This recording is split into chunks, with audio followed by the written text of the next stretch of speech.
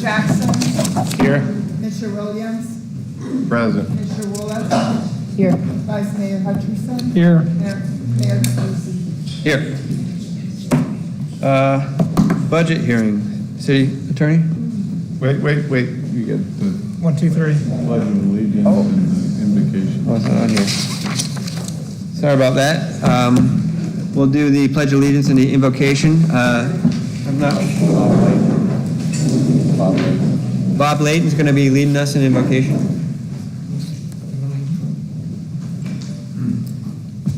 What an honor being a native of Cocoa Beach. That makes me old. We've been praying for Cocoa Beach for all these years to see the progress we made, even the buildings we're standing in. So, Father God, we go to you tonight, Lord, in prayer. Praying for this council, Father, praying for our government, Father, they would make knowledgeable and wise decisions, Lord, that would bless the people of Cocoa Beach and give honor to you, Lord. And, Father, we are thankful and favored, Father, that these storms have passed us by. But we do pray for people in Cedar Cay, the Big Bend, Father, as the storms go up the coast and even new and development go that way. We pray for people that are in harm's way, Father, that you perform miracles, turn the storms away like you've done in the past, Father, and save the people. Father, we love you. I thank you, Father, for Cocoa Beach and the people that serve on the board here, Father. We thank you for the guidance and blessings you've given us in the past. And Father, I pray that that will continue to happen. In the name of Jesus. And Amen. people say, Amen. Commissioner Williams, would you mind doing the pledge? I pledge allegiance to the flag of the United States of America and to the republic for which it stands, one nation, under God, indivisible, with liberty and justice for all. All right. I just love that we open up in prayer, and we still do that. That, to me, putting God first is, it's invaluable. So I love that. I second that. Thank you. Roll call. No vote? Roll. Oh, do you guys want to vote on that? Sure. Yep. Mr. Jackson. Here. Mr. Williams. Here. Mr. Willis.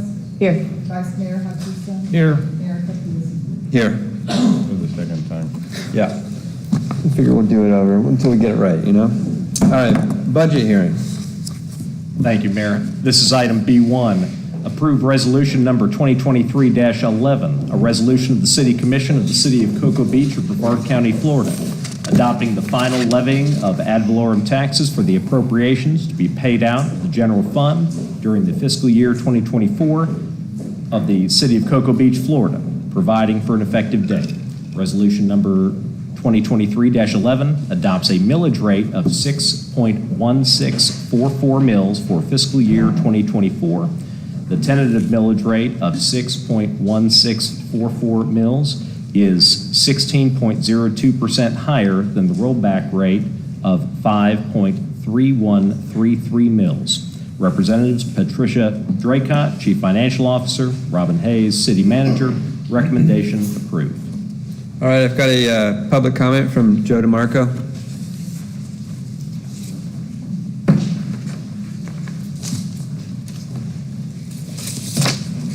Thank you, Commissioners. My name is Joe DeMarco. People are used to seeing me up here.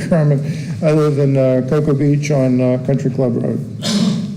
Commissioners, over the past few weeks, you've heard concerned citizens ask you for help in a difficult time.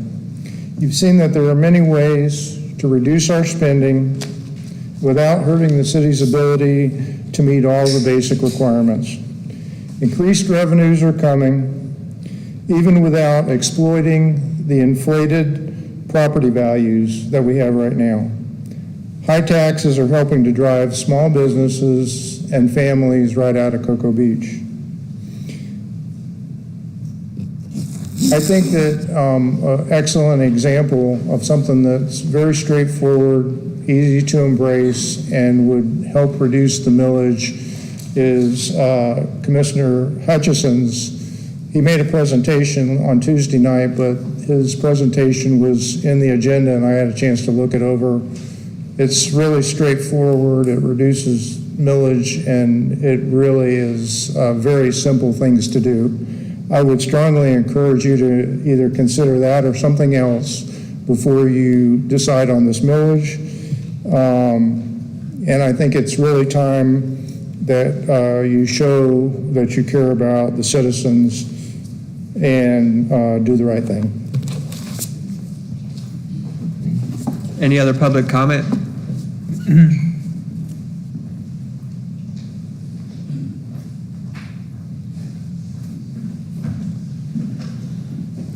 Scott Cunningham, 2100 North Atlantic Avenue, Cocoa Beach, Florida. First, I want to praise the current city council for the leadership in finally creating and voting on the emergency reserves. I think it was a weakness in our budget for many, many years, and good job. But I also have to say that knowing that this budget involved, I think, $1.2 million in cuts to the proposed budget from the city in order to keep city services going, which means that $1.2 million worth of first responder, finance, IT, all the departments were impacted by those cuts. And yet at the same meeting tonight, we're going to be discussing $125,000, I believe, of committed money for a new amenity.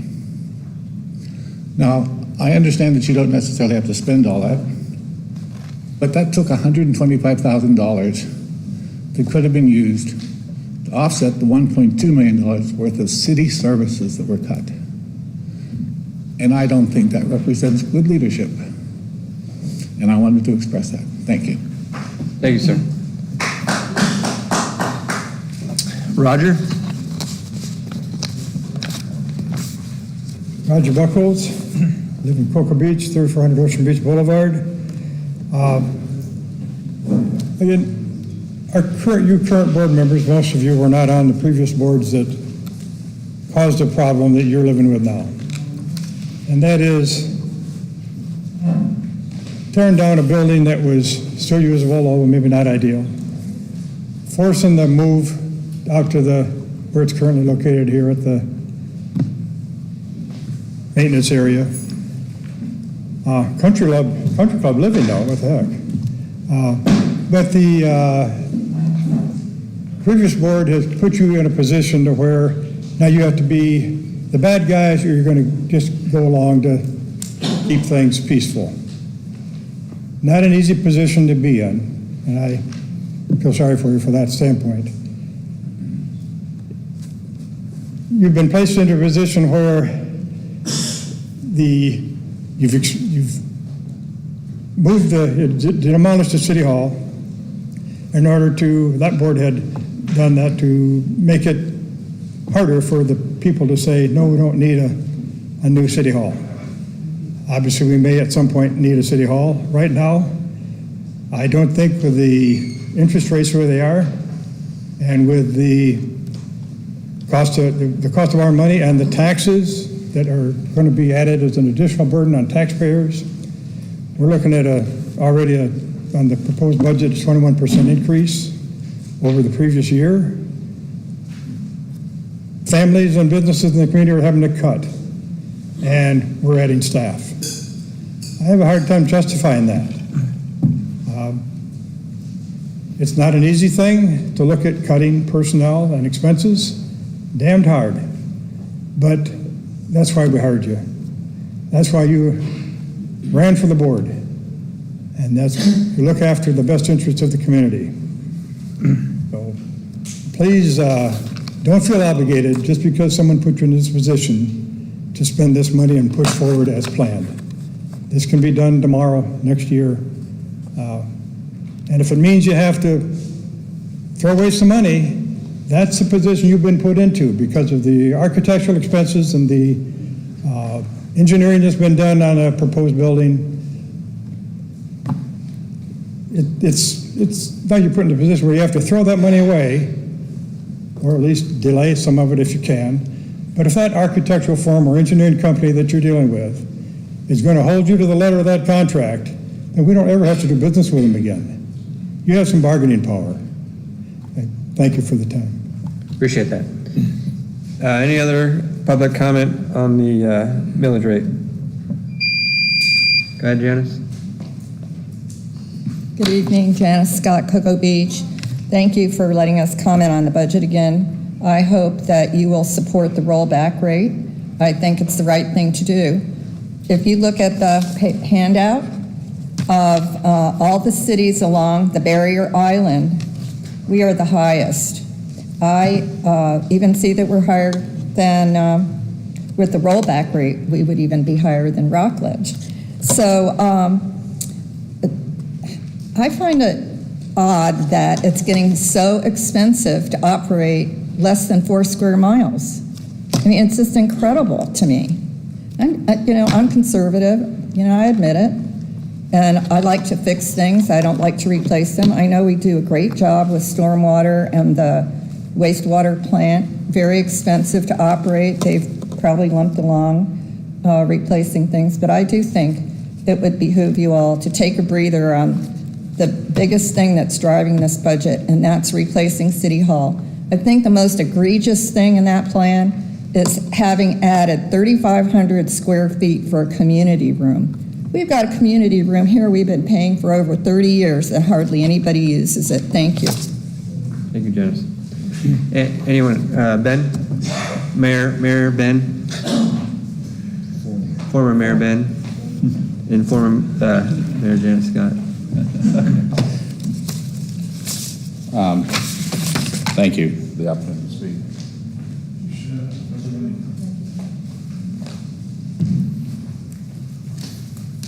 Good evening, Mayor, Commission.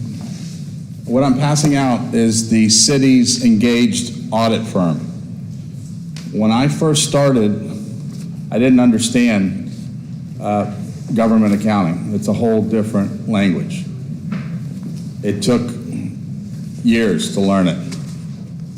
It is your job to learn it. You need to take the time and learn it. You are supposed to be the experts. Don't rely on people that haven't gone through this exercise. Take input from residents, but you need to understand how things work.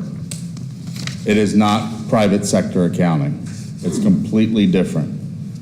And in terms of millage rates on the Barrier Island, absolutely not true. Look at Satellite Beach, almost $9 per mill.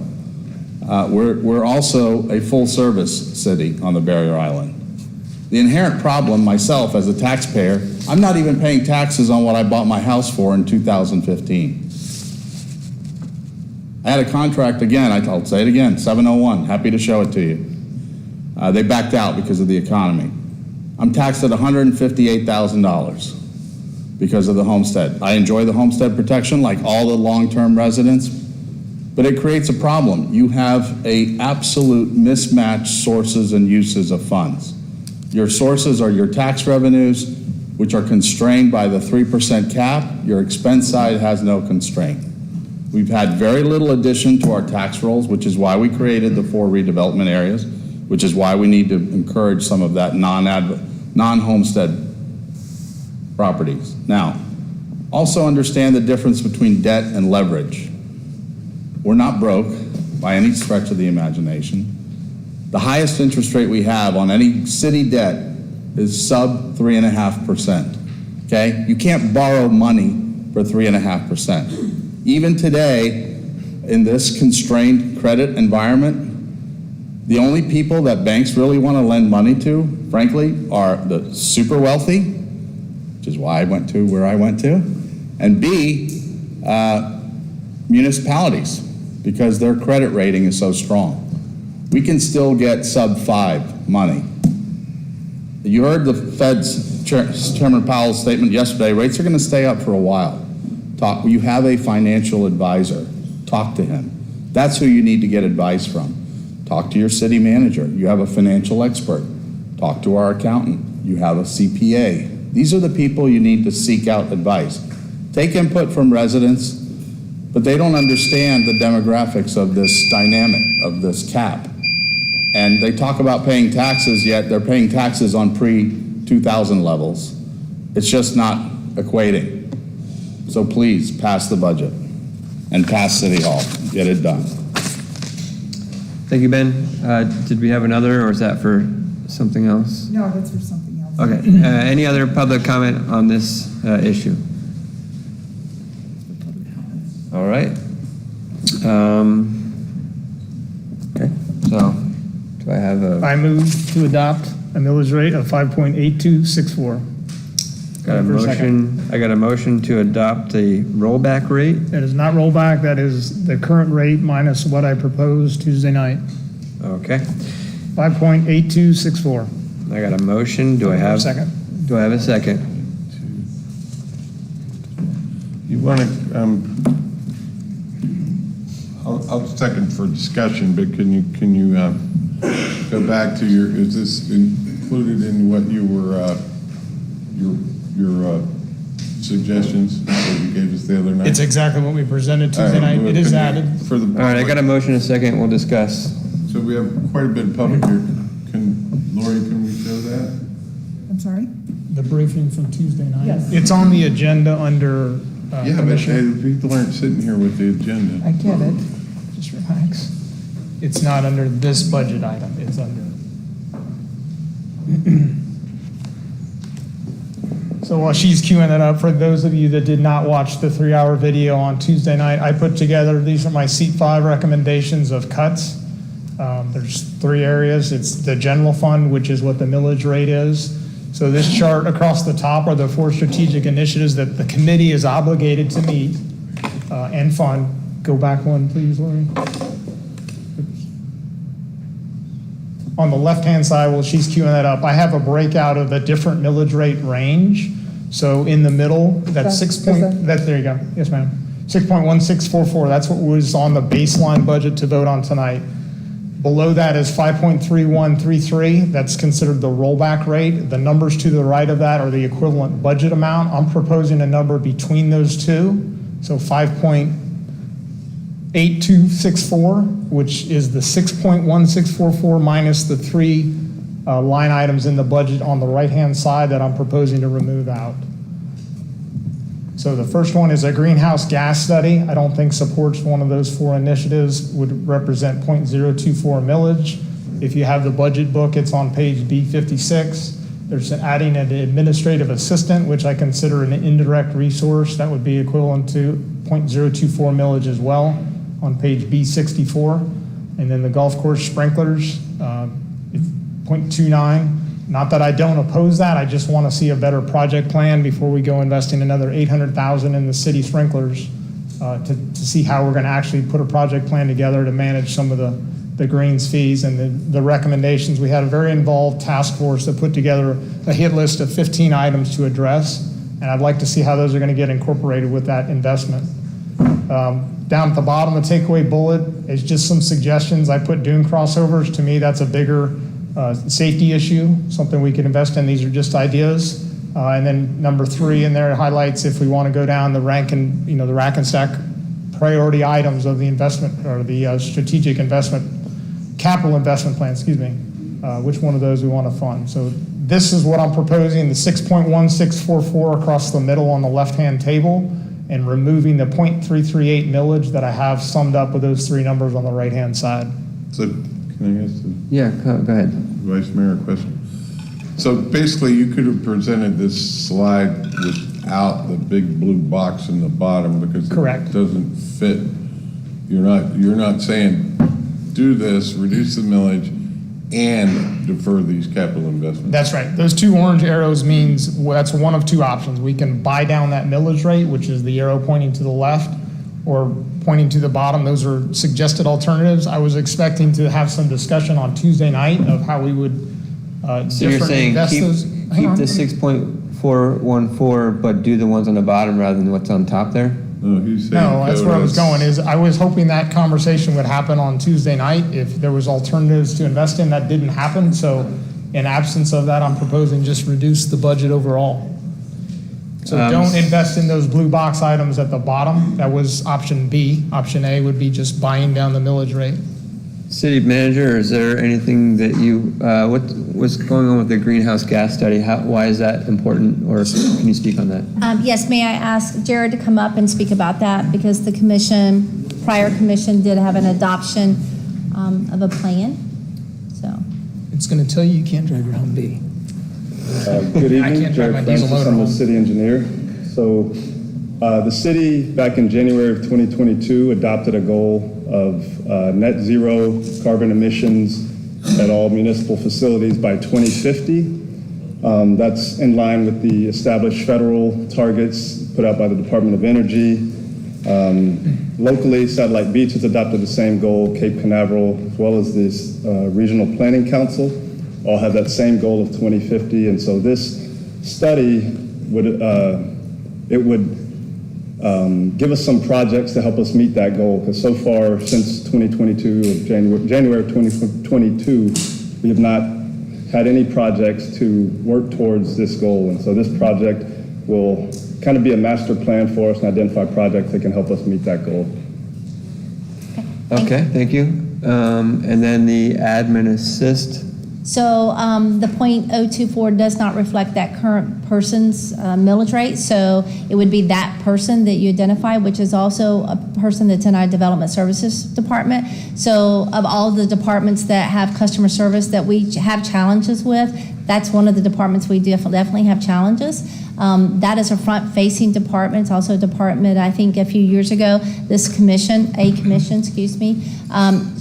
tried to meet the requirements of satisfying the customers, because we struggled. So removing a position plus other, again, from an operating perspective, those are things that I would typically readjust and re-look at that fall under city manager perspective. So we'd have to look at that position and something else. Before you go to the next one, that person is not currently on board, is They are, yes, sir. They're in position at this time.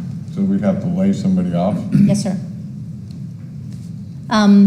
The golf sprinklers, again, that plan goes back several years. I understand Commissioner Hutchinson's comments.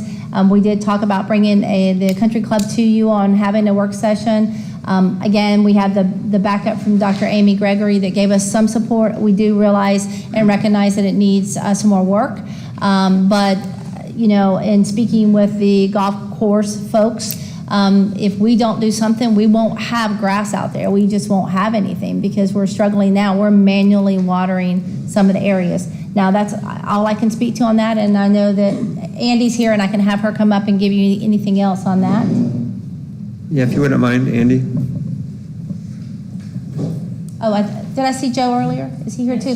He can come with you if he needs to.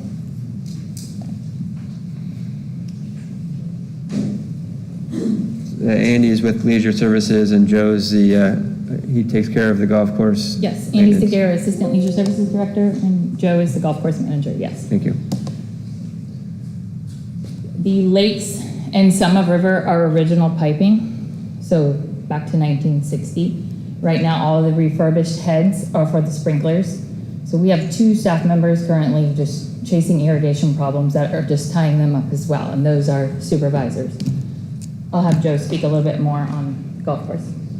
The piping that's in the ground in the old section, which is River 6 and 7 and the lakes course, is transite pipe.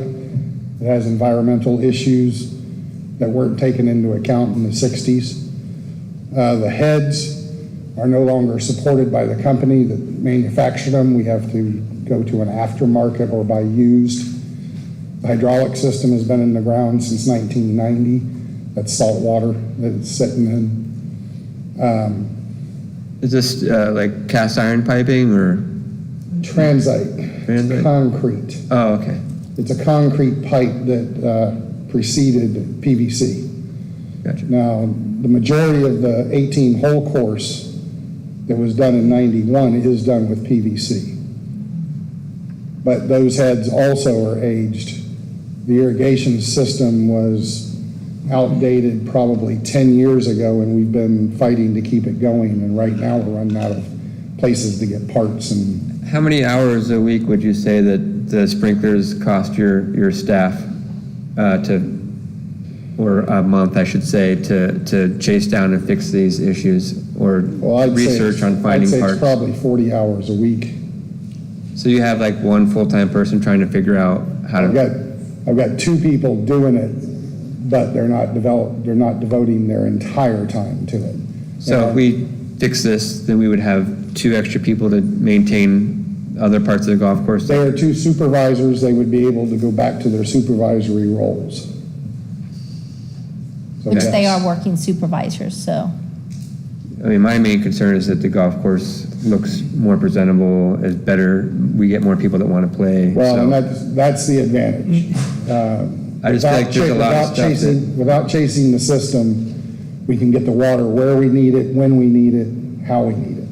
yeah, because if you got supervisors that are wasting their time trying to troubleshoot and run down sprinkler issues, rather than going around saying, hey, this needs to be filled in here, you need to edge this, you need to do this or that, right? That's the difference. So in theory, this is going to make the course much more profitable because we'll get people that are say, hey, we got a nice course now. Well, and better irrigation. Better irrigation. That's yeah. huge. Okay. And then Brad also, if you don't mind, Mayor, he also has some input on the golf course. Brad Kessel, Water Reclamation Director. The golf course is our biggest consumer of reclaimed water. Without them, we'd be putting a lot more water into the river. So this does play into that as well. And I just want you guys to know that. They help us out a lot. It's part of our land application and our permit. So I think this should move forward. Okay. So you're saying that this would actually allow them to use more water? They can use as much water as they want. Because they have to shut down spots now from time to time and do it by a hose or something? Okay. I mean, admin assist, I really don't want to let anybody go. As far as, I mean, I don't want to have people find other jobs. The sprinklers, the golf course needs to look right. Greenhouse gas study, you guys know how I feel about that. No diesel. I could care less about that one. 2 questions, Commissioner Hutcherson. So where I see the left-facing arrow, the .338 indicates the 4.1 million, or the 4.5 million, or I'm just not following the math between 6.1644 down to 5.3133. No, 5.3. So 5.3133 is the rollback rate. Yeah. So that's not what we're achieving. I mean, that is an option to vote on. The table on the right is a .338 reduction to the 6.1644. Okay. Which mathematically is the number I proposed, 5.8264. So what I just proposed, it's not on this chart, and what was seconded is between those 2 numbers. Okay. So it's the 6.1644 minus .338. Gotcha. And again, this is the ideas I brought forward on Tuesday, in absence of any other consideration options. I said, let's buy that. Is there anything down. on your other chart you wanted to? This is the meat of it. I mean, for me, the golf course, if maintained properly and better, should, in essence, should pay for itself, is the way I see it. I'm okay to spend money to make money. The admin assist, like I said, I mean, that's the face of our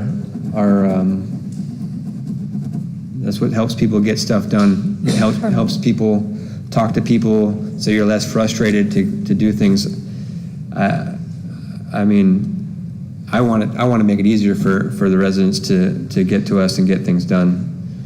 And I would honestly, I wouldn't mind spending that greenhouse gas study on something, I think, a little differently. But so I'm going to, in my opinion, I'm not going to vote for the rollback or the same. Well, this is Lori, correct me if I'm wrong. The motion I made was that I seconded was for discussion.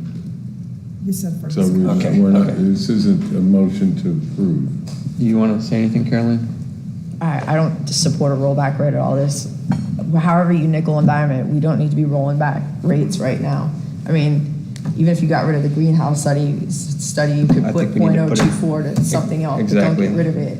We have other stuff needs to be done. I can't see during these times to roll back a rate. I mean, I mean, I told you all, I think we should have bumped it up. I mean, we already had to cut 1.2 million. What else are we gonna have to cut if we roll it back even more? So no, I'm not gonna support this. Okay. Does that conclude our discussion? You want to say something? City manager, in terms of the revenue from the golf course, and this is a newbie question, where all can we spend that in terms of investments in improving quality of life or the business environment? Is it limited to certain funds or? It's a general fund revenue at this point in time, so it will have limitations. But as long as you're reinvesting it into the golf course or the area of the golf course or something that is general fund funded, that's up to you. You make the policy, and again, we have legal look at that and we move forward. So that's entirely up to you as a commission based on policy. So where we can start to see the golf course yield more than it costs, we have the potential to make investments in quality of life improvement for residents or business environment improvements. That sounds like an opportunity. My hope is that if that's the case, you're saying that we're taking supervisors off the course to spend 40 hours a week. I don't think it's quite that much, honestly, but 40 hours a week to look for sprinkler heads and this and that, and potentially that golf course could be maintained better because we have better supervision, and I think that's gold right there. It's. Can I make one other comment Yeah. just to clarify? So under the deferred capital, number 2, Blakely, that is already, again, it will change. The dollar value is, I mean, if we left it in the budget, I don't recall, where's Patricia? Is that left in the budget right now, Blakely? Is Blakely improvement still in the budget? Blakely Drive improvements? I didn't think so. So it's not an option. And Dune crossover, I know we're only looking at Osceola and, what's the other one, Jared? Osceola and, yeah, so these 2 have already been removed. We have 4 Dune crossovers. We removed 2, we left 2. So again, we've had to do that for adjustments. What's the cost of that greenhouse gas study? $60,000 $60,000? for the greenhouse. So can I keep Patricia for a moment? Yes, sir. So currently we have, tell me and tell the public what our credit rating is. Well, I don't have a rating from an agency at this point in time right now in front of me, but my understanding in the past, we've been a AA to AAA rating. So I don't have something in front of me to tell you that from Jay Glover at this point in time, but I know it's what we've been. You don't get ratings unless we go out for bonds. Yes, So that's what, passed. the last time we went out, I think it was a AA. a double A, okay. So the financing for, as the former mayor pointed out, with that kind of credit rating, we'll attract people to finance a city hall. Yes, and part of that is anytime the city government, municipal government issues a revenue bond, the interest on that bond is tax exempt. So we often get interest from financial institutions like banks that will buy the whole debt because all of the interest that they earn on that debt is tax exempt. So most of our debt doesn't even go out on the secondary market. The financial institutions very much like municipal debt. We must also, as a municipality, the first rule when you budget is paying your debt. That's your first thing you pay. Then you look at people, then you look at operations and capital. So that's the order in which you plan a budget.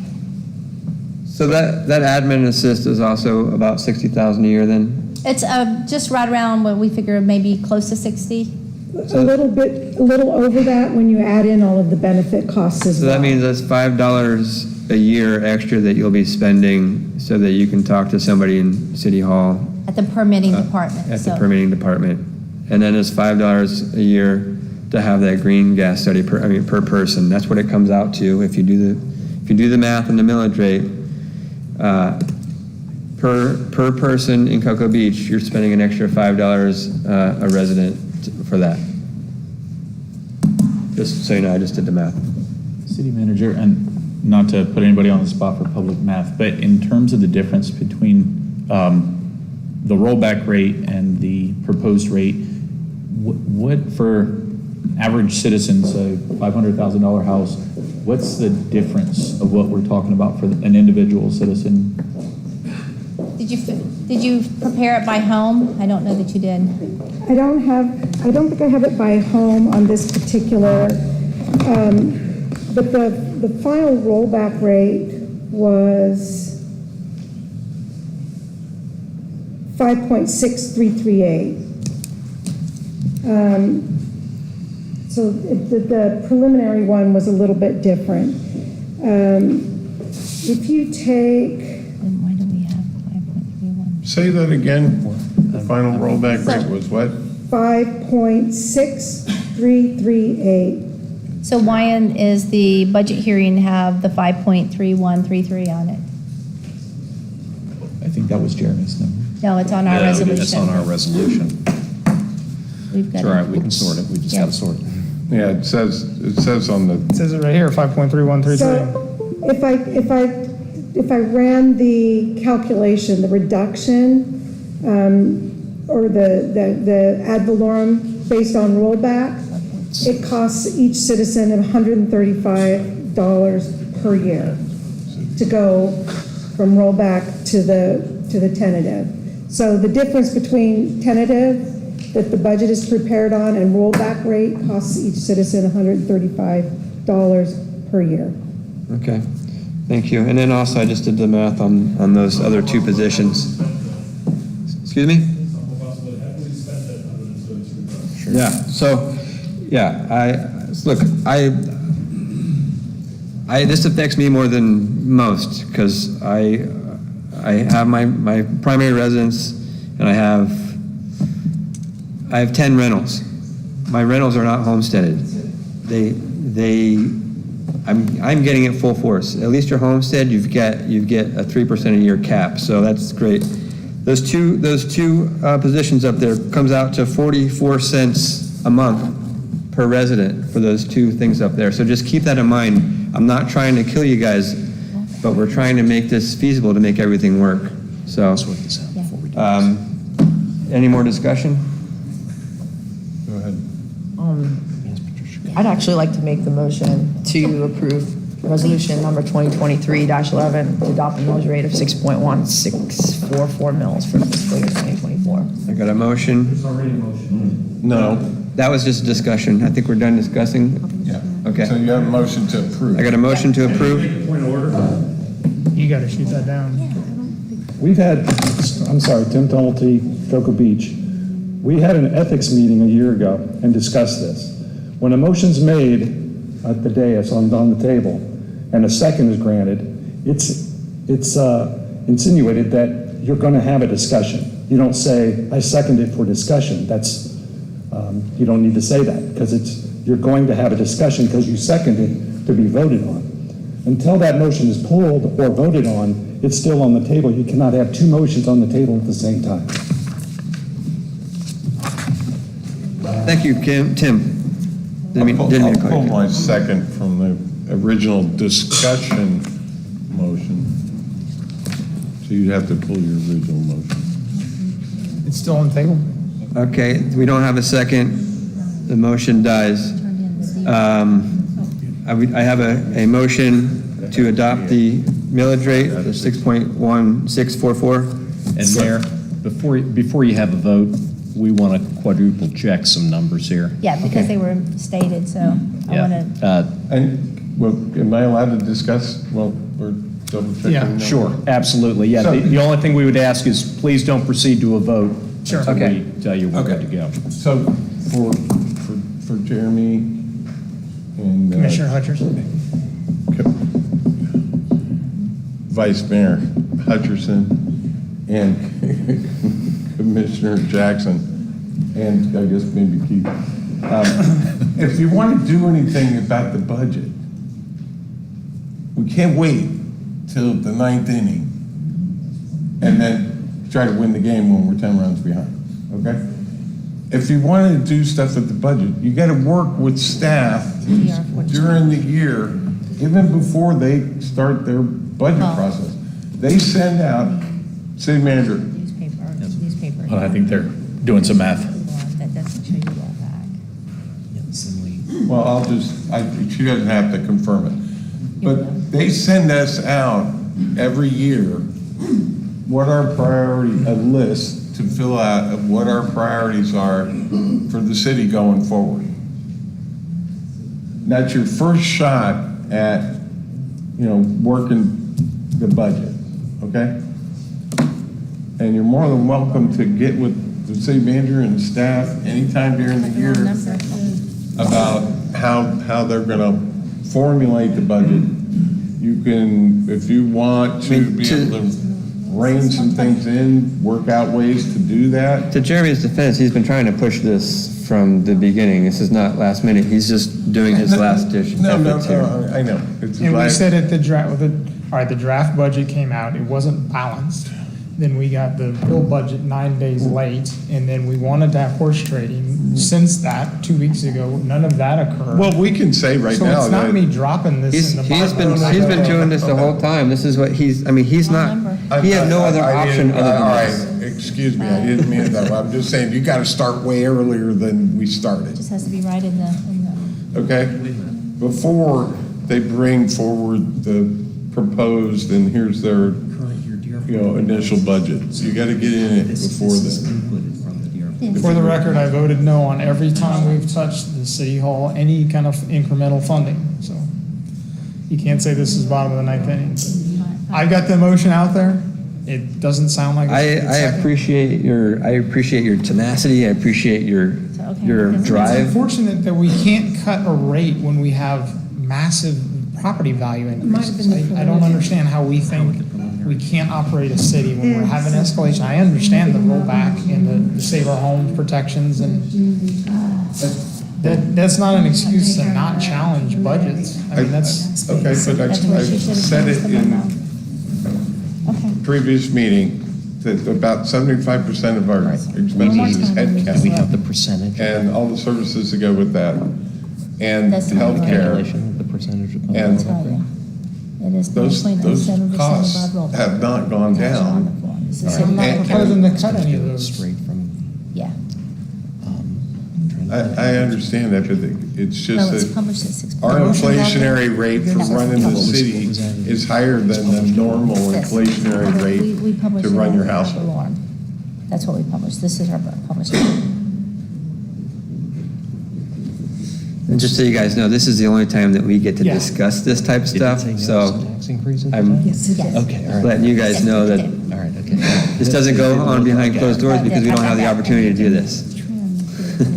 So it's nice that you guys get to hear that we care. We're just trying to work it out. Yeah. I think it's interesting to put it into the annual, per resident, and it's an average, right? It's kind of not true for everybody, and it's probably not true for anybody specifically, but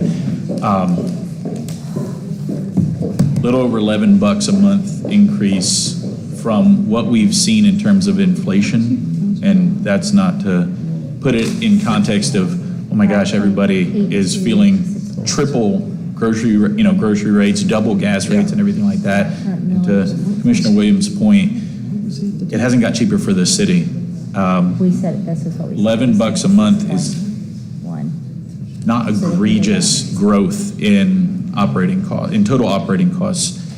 I get it. I tend to be, I want to trim. I want to get better, but some of what I've been doing in the past few days, only had a couple days, but so I'm playing the newbie card there publicly, is looking at, I would really like to spend some time thinking about how we make strategic investments in quality of life for the residents and a healthy business environment.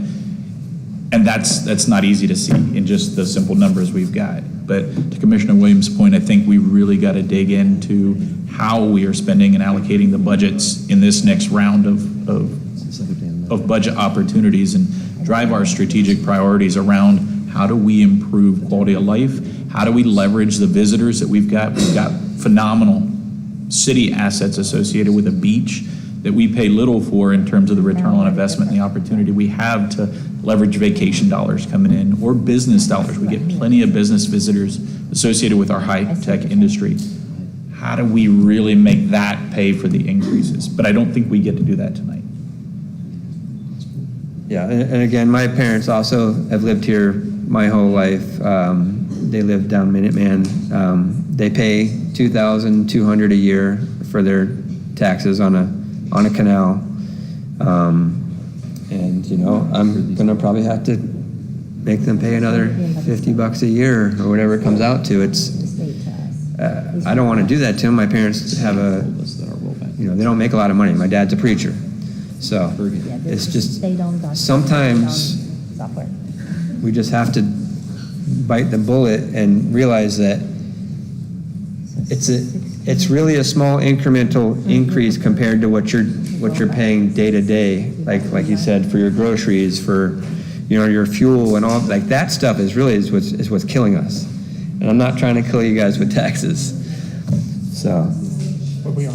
but we're But I think the opportunity is, and the challenge to us is to see next year's budget go down in terms of taxes too, without impacting what the city delivers in terms of quality of life and a healthy business environment. And like I said before as well, I would like to see us put together a savings plan for building, and then if the rates go down, then put that straight towards debt. So I'm dedicated to trying to make sure that we pay down debt as well. Do we? Yes, sir. So, and the city attorney and I have looked at the document provided by the county and the state.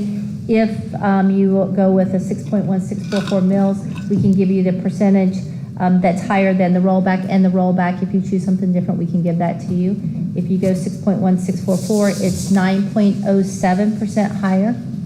So that needs to be part of your motion, of the rollback rate of 5.6516.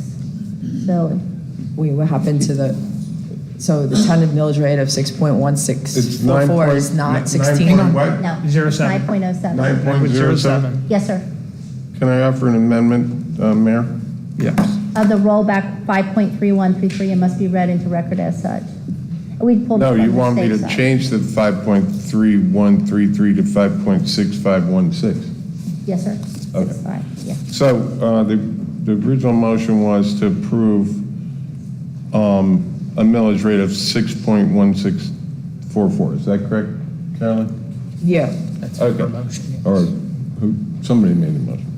Okay. I'd like to amend the motion to reflect that the tentative millage rate of 6.1644 mils is 9.07% higher than the rollback rate of 5.6516. I got a question. Does that affect any of our budget that you calculated? I didn't get a second? No. Oh, I just wanted to ask first. It doesn't affect It's the- any it's more, the so we don't have less computation. money now? No. It doesn't change a dollar of what is yielded by the tax revenues. It's just the calculations of what the rollback rate is and what the percentage above the rollback rate is. Do those numbers change the estimated per resident increase of the 135 per year? No, because she just told you that that's what she used to figure. The Based on these 135 numbers. would have been the total tax bill. So that would have been the full 16 Tim, you want to come million or back up and 17 tell us we need a second to keep discussing this? All right, guys. So I've got a motion. Do I've got a second? Amendment. A motion for the amendment. I second the amendment. There's been a motion to amend, and okay, Based on there's the been a numbers. second. Okay, motion and second for the amendment.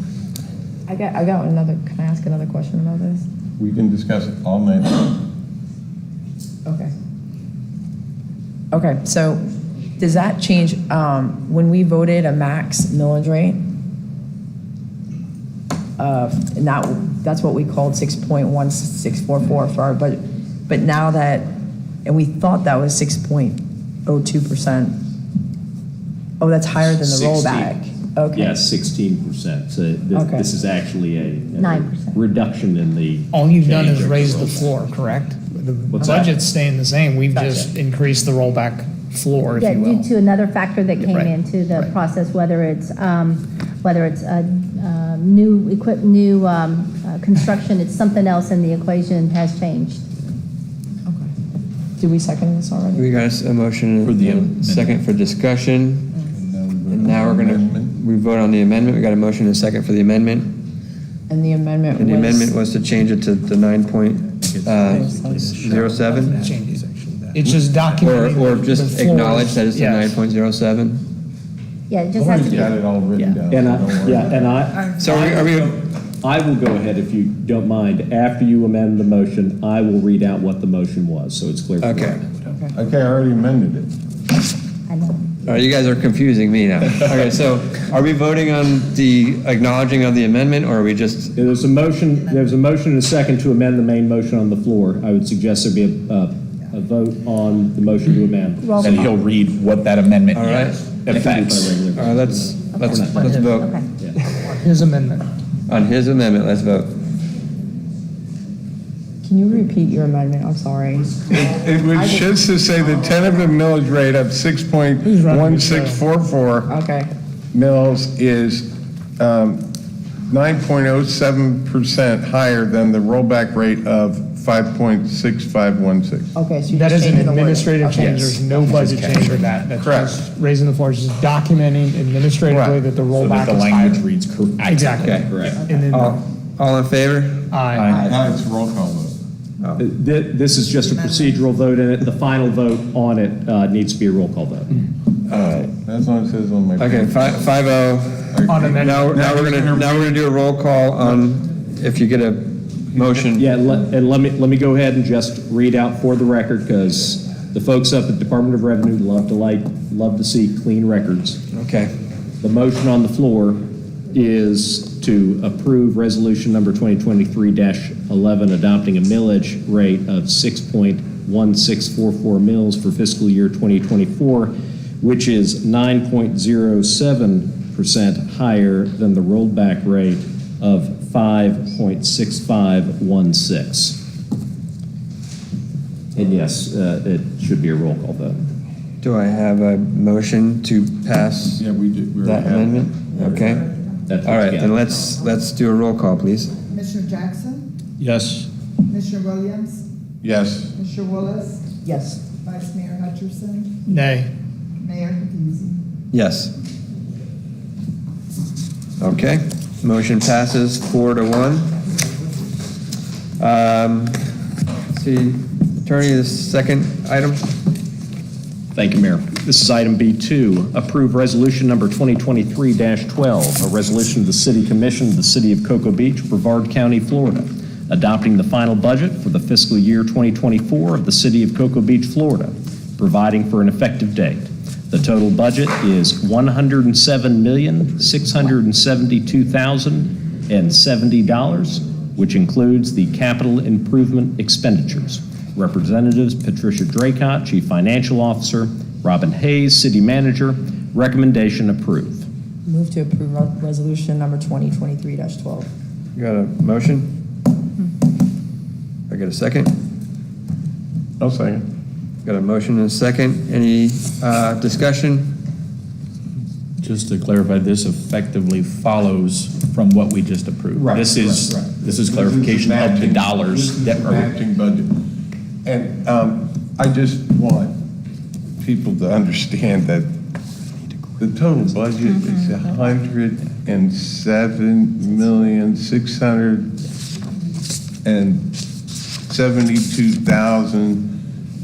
$107,672,070. The math that goes into that is government math. The city's not spending $107 million a year to run the city. Okay? Patricia explained that at our last meeting. And, you know, I really don't want to have to go over it again, but it doesn't cost, we're not asking you to spend $107 million to run this city next year.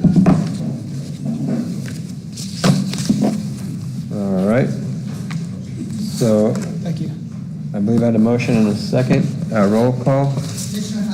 Commissioner Jackson, Yes. Commissioner Williams, Yes. Commissioner Willis, Yes. Vice Mayor Hutcherson, Nay. Mayor Kapizi. Yes. Motion passes 4-1. City Attorney, item 3. Thank you, Mayor. Item B3, approve resolution number 2023-13, a resolution of the City Commission of the City of Cocoa Beach, Florida, adopting a 5-year capital improvements program to include the fiscal year 2024 capital improvements budget and adopting a proposed capital improvements program for the next 4 fiscal years, 2024 through 2028, which may be revised and extended each year with regard to capital improvements. Representatives Patricia Draycott, Chief Financial Officer, Robin Hayes, City Manager. Recommendation approved. Move to approve resolution number 2023-13. I've got a motion. Do I get a second? Second. I've got a motion and a second. This one is a roll call. This is just a vote. Any discussion?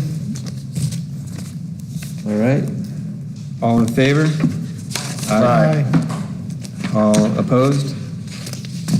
Motion passes 5-0. Item 4. Mayor, item B4, adopt the 2024 strategic plan excluding the performance measures which have not been generated. The strategic plan goals are wastewater improvements, stormwater improvements, hurricane preparedness, and public safety. Representative City Commission, recommendation approved. Move to approve the Second. strategic plan. All right, I got a first and a second, a motion and a second. Any comment? Yeah, I got one comment.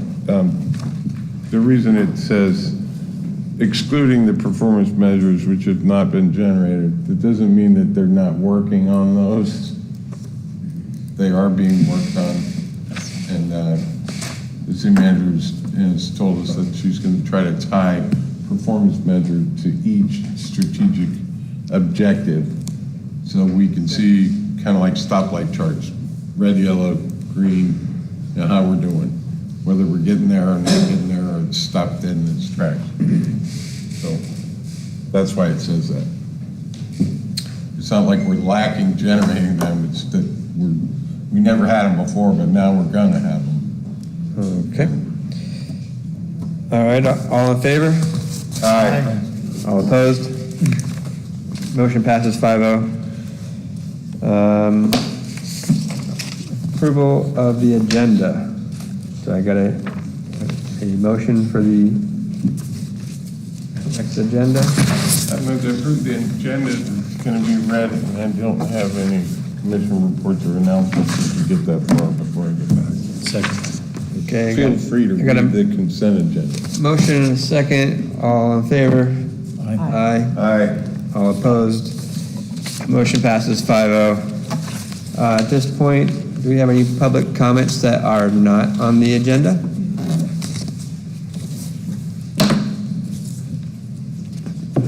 Rick Anderson, 1800 Minute Maid Causeway, and with regard to Commissioner Hutchison's objection to the spending the money on the golf course, I do see some merit.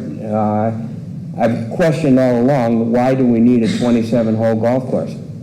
And especially when I hear that one of the 3 legs of the golf course is 1960s piping, and obviously that's where most of the money is spent. I just wonder going forward with all of the challenges that we have and all of the subsidies that we have, why we should consider having a first-class 18-hole golf course and putting our resources into that. And the 3rd leg of the golf course, turn it into parkland, turn it into open space, turn it into green space, which kind of dovetails with, instead of spending $50,000 on a greenhouse gas study, why don't we plant some trees? Thank you for that. Can I make a comment on that? Ashley. Mayor, can I make a comment? Oh, yeah, go ahead. So, thank you on that, Rick. So I want to be clear, I'm not against the golf course. All I'm asking for is a better project plan to address some of the issues or the shortcomings that we identified. We had a great team of residents that volunteered their time. So I'm definitely not against the golf course, whether it's 18 holes or 27 holes. I just want to make sure we're investing money and not just throwing money in a black hole. So that's all I'm asking for is details of how we're going to address those items. And I haven't heard anything yet other than, And for the golf course, the the reason why 27 holes is actually good is because you can start a lot more people with that. You've got 3 options to start. So it does help more turnover and for us to make more revenue. And if it was turned into a park, obviously that park's not making any money at all. So just something to think about there. Ashley Burke.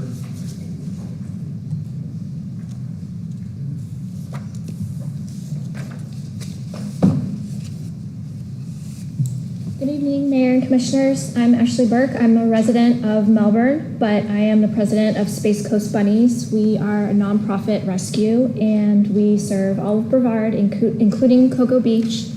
And I'm here to ask you to help me in my effort to get the county to take some action on the rabbit dumping issue. Families and people go to pet stores and they buy rabbits, and then they realize that they've gotten into something that they weren't prepared for, and they a lot of times end up with unwanted litters, or kids get bored with them, and what's happening is that they turn around and let them go. And we are on the verge of having a new feral cat problem in domestic rabbits. It seemed that a lot of people went out and bought rabbits during the pandemic, and now that we're back to more normalcy, people don't have time for them, or like I said, they have a lot of unwanted animals that they weren't intending to acquire, and the shelters do not accept them. And the rescues are all completely overwhelmed, and we are not able to take on the request for surrender. So there's no place for people to surrender these animals that they no longer need, and they're getting dumped into communities. And you may have heard about the colony down in Fort Lauderdale. It went international in news coverage. And they have a colony of about 100 rabbits down there because a resident let a couple go and they started breeding out of control. And now they have a lot of conflict in the community with residents fighting with each other because some want them gone and exterminated, some want them to stay there because they like enjoying seeing them. And it's causing property damage, it's causing a lot of costs on the town of Wilton Manors, I'm sorry. And it's going to be about a $40,000 project to take care of that situation down there. And so I'm trying to prevent that from happening up here with a lot of volunteers that are helping my rescue. And what we really need is the county to take action on this. And they're not seeing a problem because the rescues have been doing all of the cleaning up. But we're at a point now where the floodgates are about to break open, and we need local officials, including the cities around the county, to voice their support. I'd really love for you to pass a resolution urging the county to take some kind of action, whether that's putting a prohibition on the sale of rabbits in pet stores, prohibition on breeding. We have all kinds of regulations regarding chickens and dogs and cats, and it's time to include rabbits in that as well, and I'd really love to have your support on that because you don't have an animal control agency within the city of Cocoa Beach, and this is going to be a problem for your residents soon as well. Thank you so much. Can I make a comment? Thank you. Yes. I had Lori pass out a sample ordinance from Key West that actually they sent me. And I just kind of wanted to give you a heads up that I wanted to put it on a future agenda to visit a resolution for this cause. And it doesn't have to, and bunnies is one thing, and like she said, cats, it pertains to all small animals. And I think they told me that Indian Harbor Beach also just added rabbits. They have a small animal ordinance too. And there's also Port St. Lucie County, DeSoto County, Orange, Pasco County, several counties and several municipalities in Florida have something like this. And I wanted just to give you guys a head up, the consensus to go forward and have the city attorney look into this and so we make a possible resolution or an ordinance to address the Space Coast Bunnies concerns. It says a certificate of source shall include at a minimum a brief description of the pet, dog, cat, rabbit, ferret, or guinea pigs. I'm sure that means etc. And the source of the pet. shall be signed by the pet store certifying the accuracy of the certificate. So this particular ordinance is still saying that you can buy a, let's say, a rabbit, as long as it comes from a documented source. Would that be okay with you, or are you saying don't do that? We're trying to prohibit the sale of rabbits in pet stores because they get a lot of misinformation. They're sold at a very young age and they're frequently misgendered. Even veterinarians have a difficult time determining the genders of rabbits at that age, and that's how a lot of people end up with unwanted litters. I have a list of people right now with a dozen bunnies or more, and they have no place to take them because the shelters won't take them. The rescues are overwhelmed, and so we have this excess of animals. It's rabbit overpopulation. This is like the Burmese python stuff in So Everglades. how does I'm sure you haven't read this, or maybe you have seen. I'm not sure what you're reading. It's an ordinance from Key West. Okay. Anyway, the certificate of source wouldn't, that includes dogs, cats. When I buy a dog from a pet store, I expect to have a certificate of source. I get AKC paperwork and everything. Yeah. But this is saying cats, rabbits, ferrets, guinea pigs. So you're saying it's not That would not be sufficient for what the problem we're trying to solve here. Brevard County actually passed a dog and cat ordinance in 2019 to prohibit the sale of puppies and kittens in pet stores, partly for that reason. And so we want to extend that to include rabbits. And we tried to get rabbits included in that dog and cat ordinance in 2019, and we were told by several parties to come back and do it separately at another time. So we've been trying for a long time to try to. So what about ferrets and guinea pigs? I'd be happy to include small animals. we're gonna have to wrap this up because it's you had 3 minutes, and Yeah, if you yeah. want to get with her and try to figure something out, then we'll go with that. Okay, I appreciate your time. Thank you. Thank you. Next on the list, Mike Johnson.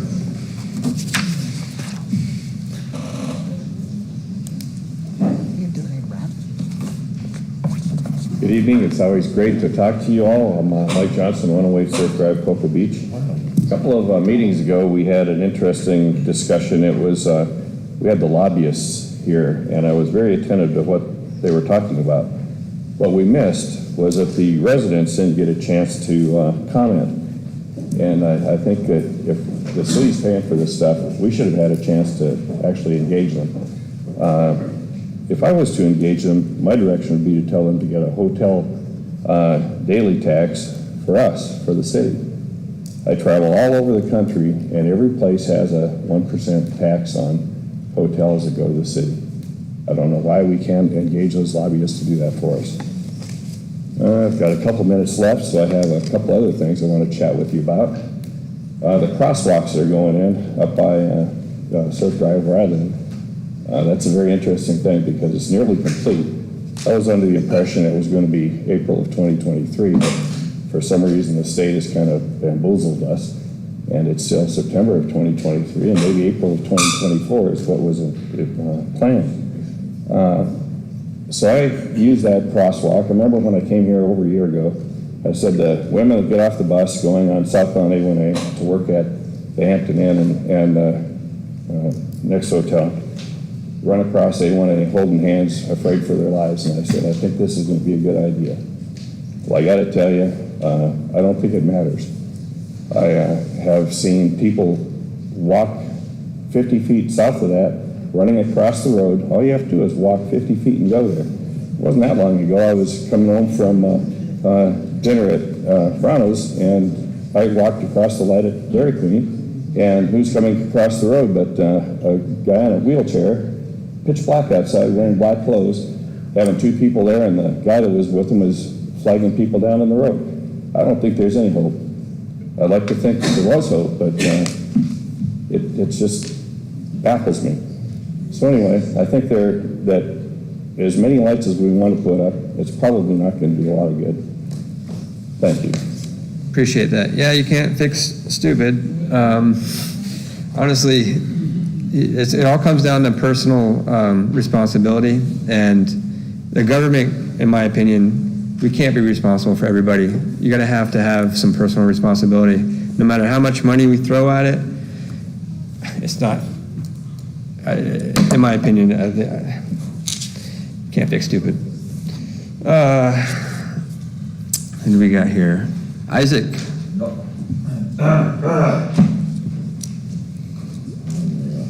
Can you hear me? Yes. All right, good. 3 minutes on me and 3 minutes on the event you probably would have heard about. Me, Isaac Decker, call me Ike. In 2004, with my dad's help, we built a subdivision in the Pocono Mountains called Tranquility to Marshall Creek. In 1 year, we grossed $435,000 and gross profits. Number two, let's see, I'm a 16-year semi-pro amateur drag racer, secured major sponsorship. I have 2 published drag racing books out there. I have 30 years of computer consulting programming, back-end Oracle Unix, 15 years of land development experience, 5 years of retail auto sales. Back in the 90s, this is going to tie into the event, I started managing White Fox, a heavy metal band. Then I went for Cinderella that got signed, a multi-platinum band. Before I forget, you guys are all invited to the Area 142 Dunes and Road Grave tonight as a preview of the VIP on Black Friday. President, 3 minutes on this event. I am the CEO, President of Premier Properties of the Keys, Incorporated, a land acquisition site development company, and on the advice of our 2 liquid silent investors, Chase Bank, JP Morgan Investments, Live Nation Ticketmaster, we have formed Space Coast Event Promotions. And our first major joint event will be, drum roll, Cocoa Beach Beach Stop Thanksgiving Festival 2023. Sand, sun, fun, and rock and roll. Heavy metal music, nostalgia. People equals people. People equal dollars. Dollars buy hotels, rental cars, gas, diesel, RV supplies, restaurants, clubs, tourist attractions, shopping centers, bars, eateries, entertainment. Smiley face. Estimations revised September 14, 2023. 750,000 heavy metal and hard rock worldwide fans on the beach. 150,000 vehicles from Orlando, Miami, Tampa, Jacksonville, and the Northeast. Forgot about the snowbirds. $200 million economic impact, local and regional, ranging from the Port Canaveral cruise ships to 192 in Indian Landing and west to Orlando after my friend at JLR said there's another 50,000 cars. Update 9/20/23. I missed this, guys. Since these multi-platinum bands are not currently touring, many bands have indicated to our team internally they'll be arriving this Halloween to our Space Coast, booking hotels, practicing in the clubs and the bars for our Thanksgiving Festival, which runs from Black Friday to Saturday, Sunday, and renting Ferraris and buying $1 million condos. These guys are liquid. Just because they're retired, they're coming out of retirement, and they're still liquid. So I had to add about $100 million for the month of November, stretching from the Indian Atlantic all the way to the cruise ship. So, I appreciate you guys' time and meeting you guys first time. I like what I heard, everything else. Thank you. Thank you. Rock on. Gwen Burley.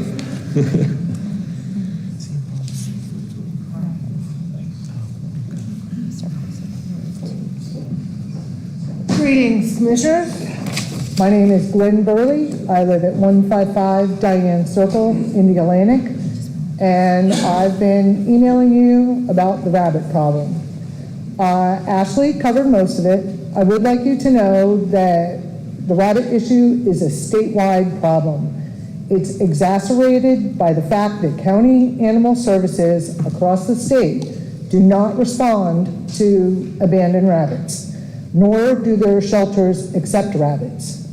Our county is guilty of passing on the responsibility of capture, intake, housing, and veterinary services to a publicly funded and volunteer-run charity. They use a foster system. There is no facility. So they are dependent on, intake by what resources they have in the form of money and volunteers. And it adds up to a lot of money. So charities should fulfill this function. The problem is that the rabbit dumping is well beyond what any of the rabbit charities, rescues in our state can handle. It's ridiculous. I've been researching this for 5 years. This is the tip of the iceberg. I lobbied for the retail pet sale ban in Indian Harbor. I asked for dogs, cats, and rabbits because dogs and cats are pretty much established already. That town council gave me more animals than I asked for, just because I was able to document where they come from and, you know, what happens when people make impulse purchases at retail outlets. So the other part of the problem is that everybody that's dealing with the charity end of it, you know, capturing, rehabbing, rehoming, they don't have time to do this. This takes forever. You know, people hear rabbit and start laughing. It's like, what are you talking about? It's a big deal. Retail stores are selling them for very little money. They're cheap. They make some money on what they sell for supplies. And then downstream, after people decide that, you know, they've got a little poop factory in their house, they don't want it, nobody else wants it, they turn it loose. That rabbit costs a minimum of $100 at a discount rate to get spayed or neutered, which has to happen for it to be a well-behaved household pet and healthy. Aside from that, that rabbit is going to have ear mites and hundreds of dollars in vet costs. So please help. Thank you, Gwen. Anyone else? All right, that concludes our public comment. Staff reports? Yes, Mayor, thank you. I have a report from Space Coast Health Foundation, August 31st, 2023, to the Mayor and the City Commission. Thank you for your support, your Honorable Mayor and members of the Cocoa Beach City Commission. Calling attention to the rising concerns of suicide does make a significant impact. It is with sincere gratitude that the Space Coast Health Foundation formally thanks you for your efforts in highlighting National Suicide Awareness and Prevention Month with your recent proclamation. More awareness and understanding of this issue, we believe, will ultimately save lives on the Space Coast. It is your community leadership that makes Cocoa Beach and Brevard County the great Central Florida communities that they are. Sincerely, Jeanette Gidling, President, CEO, Space Coast Health Foundation. So, thank you. That's it. Appreciate it. Okay. City Attorney? Thank you, Mayor. The City Attorney's Office has nothing to report. All right. City Commission? Anything? I guess I do have something. Okay. If I understood the man in the white tie properly, he was talking about his event was rather large, and it was going to be at the same time as the Space Coast Art Festival. So I've mentioned to him before the meeting, he needs to come in and meet with staff, and we need to look at when, where, and a permit. So that's just a conversation we had before this meeting. So, Tim, you correct me if I'm wrong, but on a good art show night, you know, Friday or Saturday, by my estimate, there could be up to 3,000 people in the downtown area, you know, at events at night. Okay? It's going to take a lot of people away from your It seems pretty crowded already at night with the locals, and it's, you know, they have one band stage. It's kind of the way it's always been. And, you know, if this is happening at the same time, expected to draw 70,000 people. 750. It's going to be on the beach, sir. This thing ranges from Patrick Smith to So we. You said area 142 is going to be one of the venues? I said you guys are on invite to area 142, Dunes and Roadway as a VIP. We're doing the VIP Black Friday, but tonight you're also invited there. It's going to be on the beach, and we're going If I may. But anyway. Why don't you go to the planning meeting? it looks like a direct conflict with our regularly running.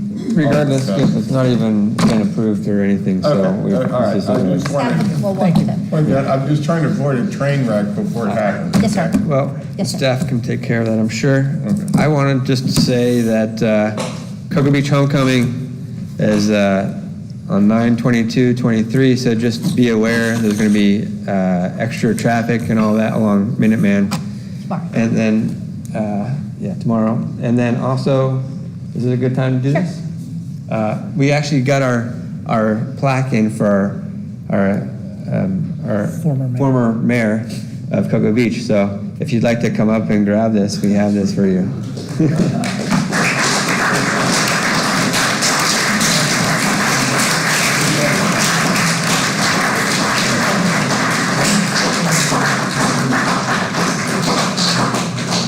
Thank you, Mayor.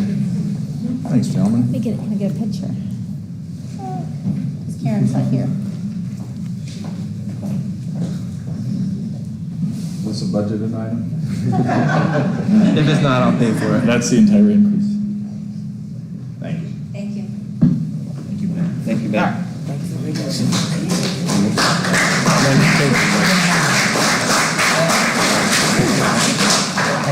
And has given, what, was it 16 years total of your life to this city? I think it was 3 years on a board and 13 years as commission. 12, I mean, you're a saint. And then also, I'd like to acknowledge Lori. Lori's been with us for 30 years, and 36 total, but 30 years as city clerk.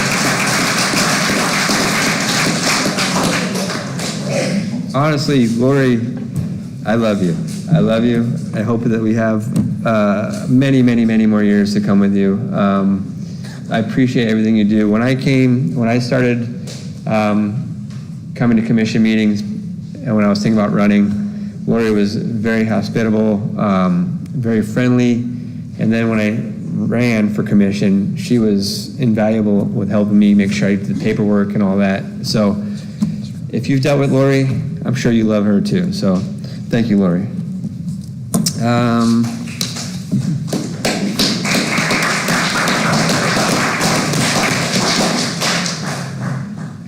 Consent agenda.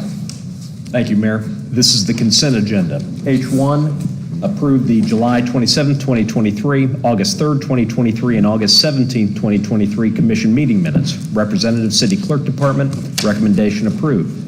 H2, approve the request for Qualification Evaluation Committee's ranking for bid CB 23004, Cocoa Beach Marina Facility, and allow staff to negotiate an agreement with Edgewater for the marina feasibility study.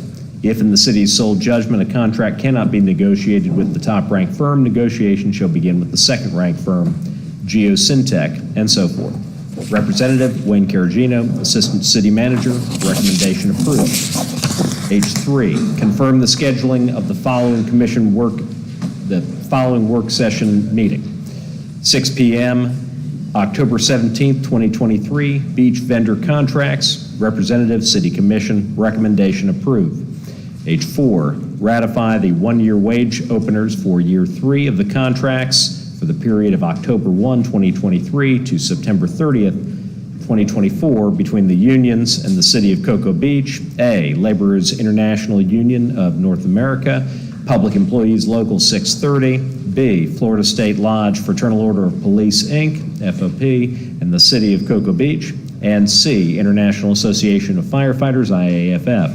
These are budgeted items. Representatives Natalie Harmon, Human Resources Director, Patricia Draycott, Chief Financial Officer, recommendation approved.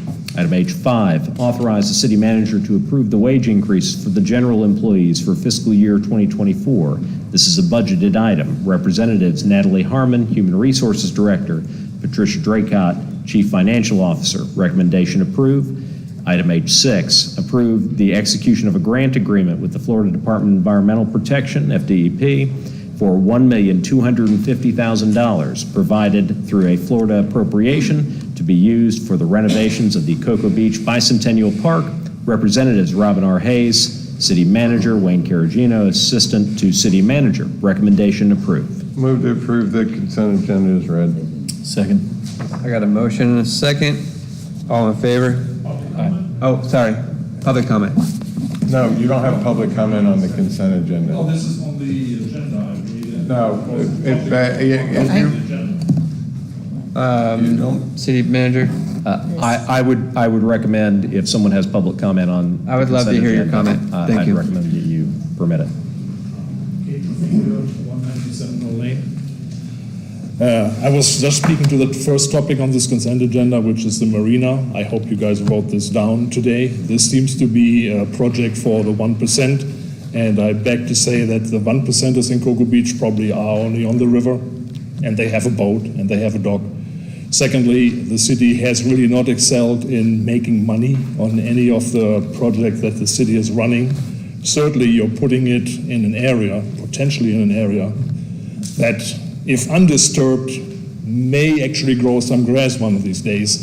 It's in a flat land. I think it's the last thing we need. If you do go ahead with it, at least please go to the authorities, the St. John Rivers, or whoever gives you the approval before you spend any money on the project. Figure out if it has a snowball's chance in hell to survive the approval. Thank you. Thank you, sir. Well, yes, if you'd like to. Isn't 75,000 already in the budget? So Just approved? Just so you guys know, this is a budget. It's already been approved. This is just to see if it's feasible. This is not to build the marina, just so you guys know. This is just to see if it's feasibly possible for economically, environmentally, and pretty much, anything that could possibly happen. So this is just, all your concerns are going to be met with this in mind. Because there's a great potential to make way more profit than it would cost us. And we'll know in this study. So Lori, as a point of order, we did take public comment. We had comment from the mayor on this particular subject that was on the consent agenda. In the proper order, this item should have been pulled if there was going to be public comment or discussion by the commission on the topic. That's correct, but I'm sure the city attorney wants to. We've typically required the public to pull an item. Yes, they can. They can come up with a card and say, I want to pull that item. We've done it. I've been sitting up here for 16 years. I can pull an item. People from the public come up and say, I'd like to pull item J1 or whatever it is. They hand it to Lori. She hands it to the mayor. And the mayor, when we get to the consent agenda, says, I'd like to pull item J1. And then it goes into the items that were removed from the consent agenda, which is item I. And then I apologize for that procedure. I have not experienced the public pulling an item from the consent agenda. I've experienced a number of items being pulled by members of the commission. So I apologize for sending it down a slightly different path. In any event, if a member of the public does want to comment on something on the consent agenda, they have a right to comment on it. I defer to your procedure, your comment on the procedure. There shouldn't be any back and forth between the commission and the public commenter on something that's on the consent agenda. Am I wrong, or we've been doing it wrong for 16 years? No, I understand precisely what you're saying. Yeah. So I made a comment to him, not to him. But he made a comment. Okay, I screwed up. I'm talking to him. I'm talking to the mayor.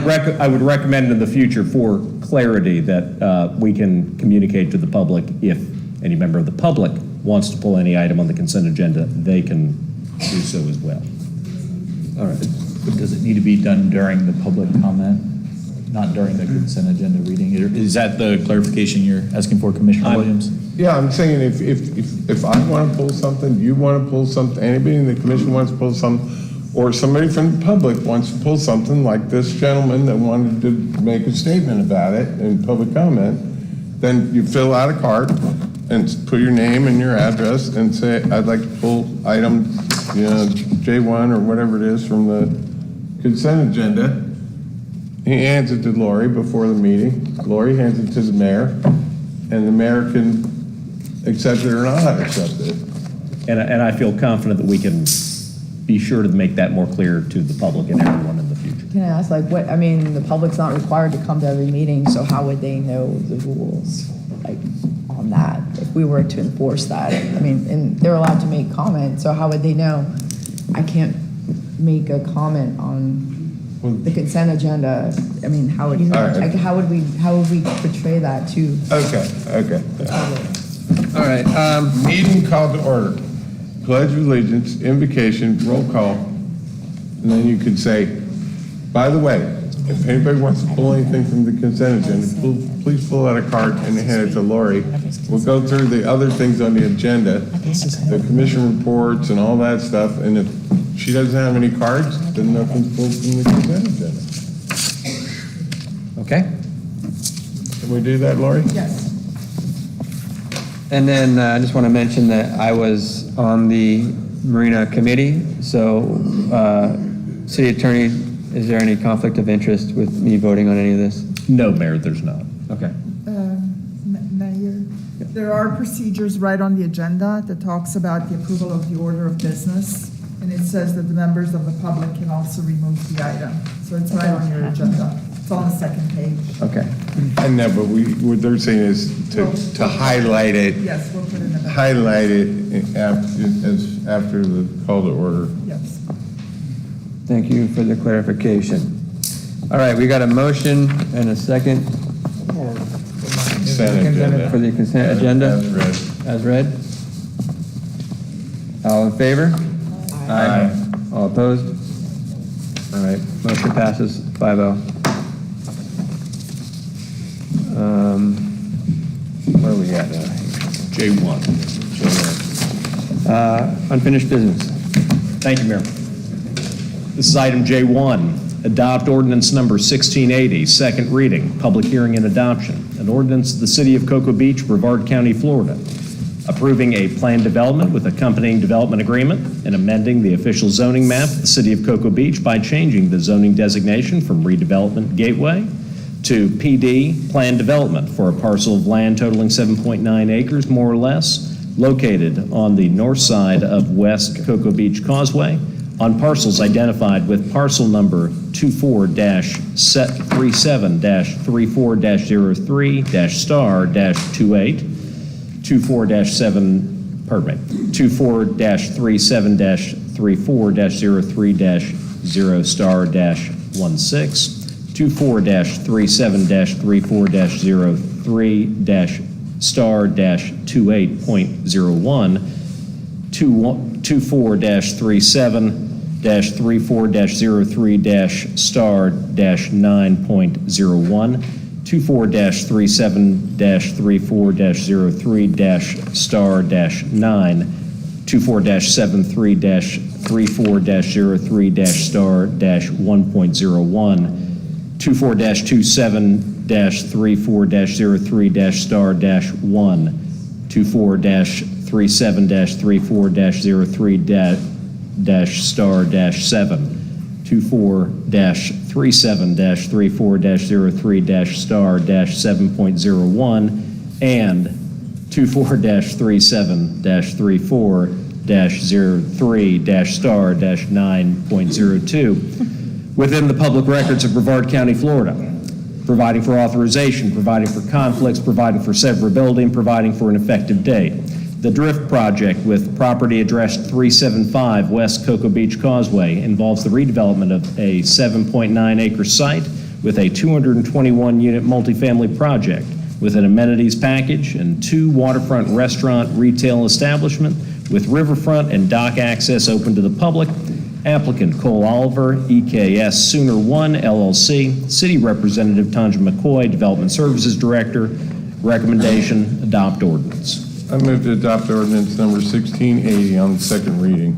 Second. I got a motion and a second, and I've got Mike Johnson.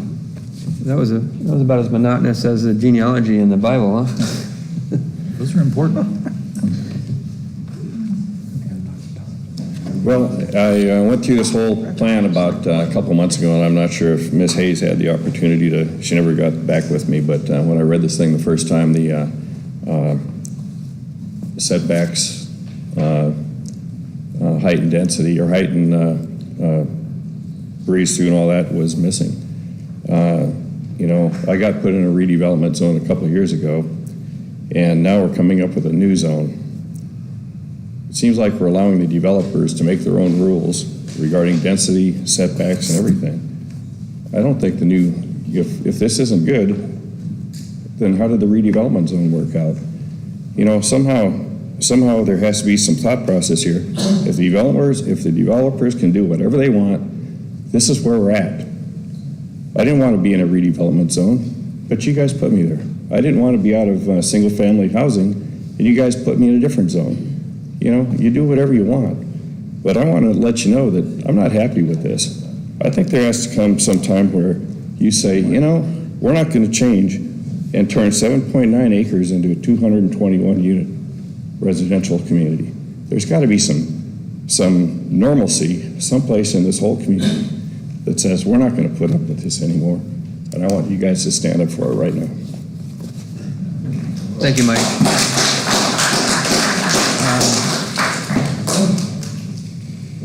Janice Scott, Cocoa Beach. I'm so glad that Mike made the comment because he is the person who was most affected by the building of a hotel in his backyard that really was what made everybody in this city that gathered around, looked at the height and density, and also the 28-foot buffer next to single-family residential, so that, like in Mike's case, he has a hotel in his backyard now. How much privacy do you think he has when he goes to his pool or wants to barbecue with his family?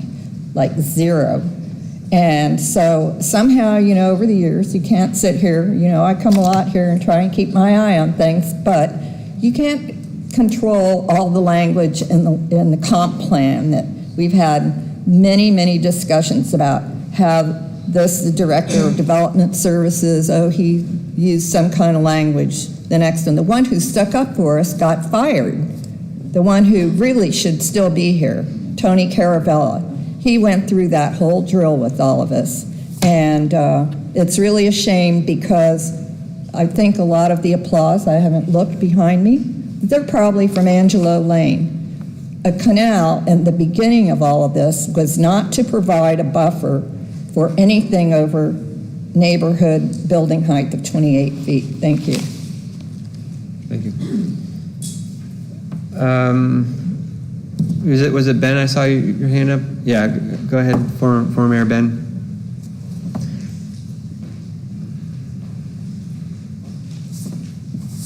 So, thanks.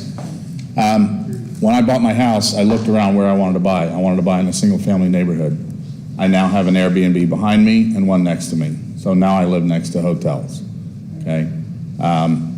This property had a hotel on it. It's zoned commercial. When you buy real estate, the single most important tenet of real estate is location.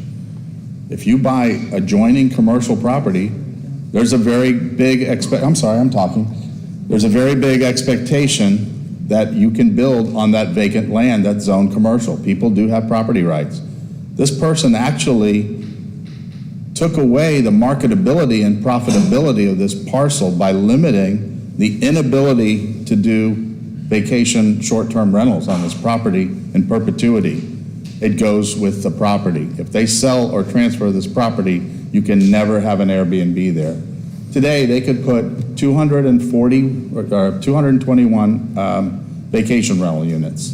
They chose not to. They chose to put residential. You've got $1 trillion space program 20 minutes away.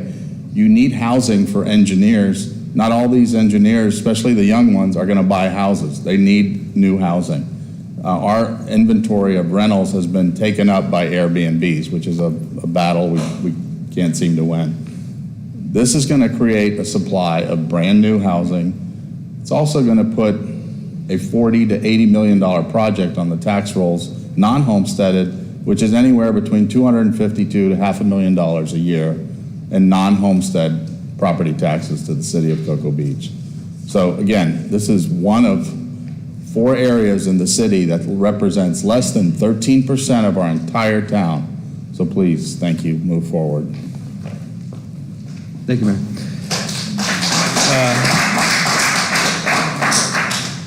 Cole, I saw you stand up. Is anybody else? Cole Oliver with the applicant. I was here to answer questions if you guys had any. I feel like the former mayor, kind of said the points that I made in the prior hearings before you all, but just here to answer questions to the extent that you all have some. Okay. Before that, is there anybody else that wants to say something before he gets up to answer questions? Okay.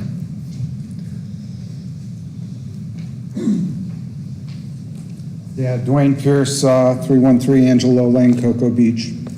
My whole discussion on this is the traffic. Don't know what kind of traffic changes are going to change, but once they located the Starbucks, all we do is have U-turn traffic in our driveways, being that close. So on this whole deal, how are they going to handle the traffic situation for this? Because there's a side road, and there are still a lot of people that use that bridge to fish with on that service road.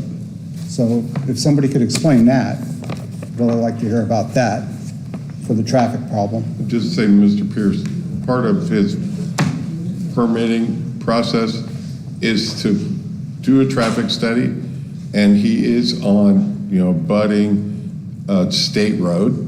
So that means he has to get his ingress and egress planning approved by the Florida Department of Transportation.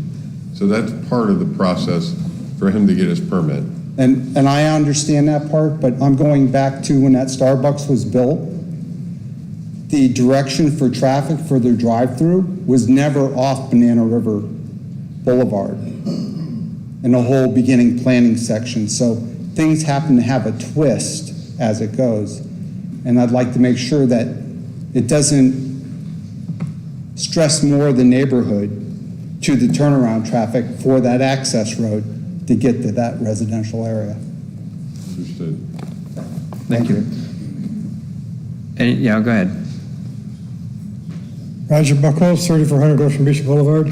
Just a question about the restaurants that are going to be there.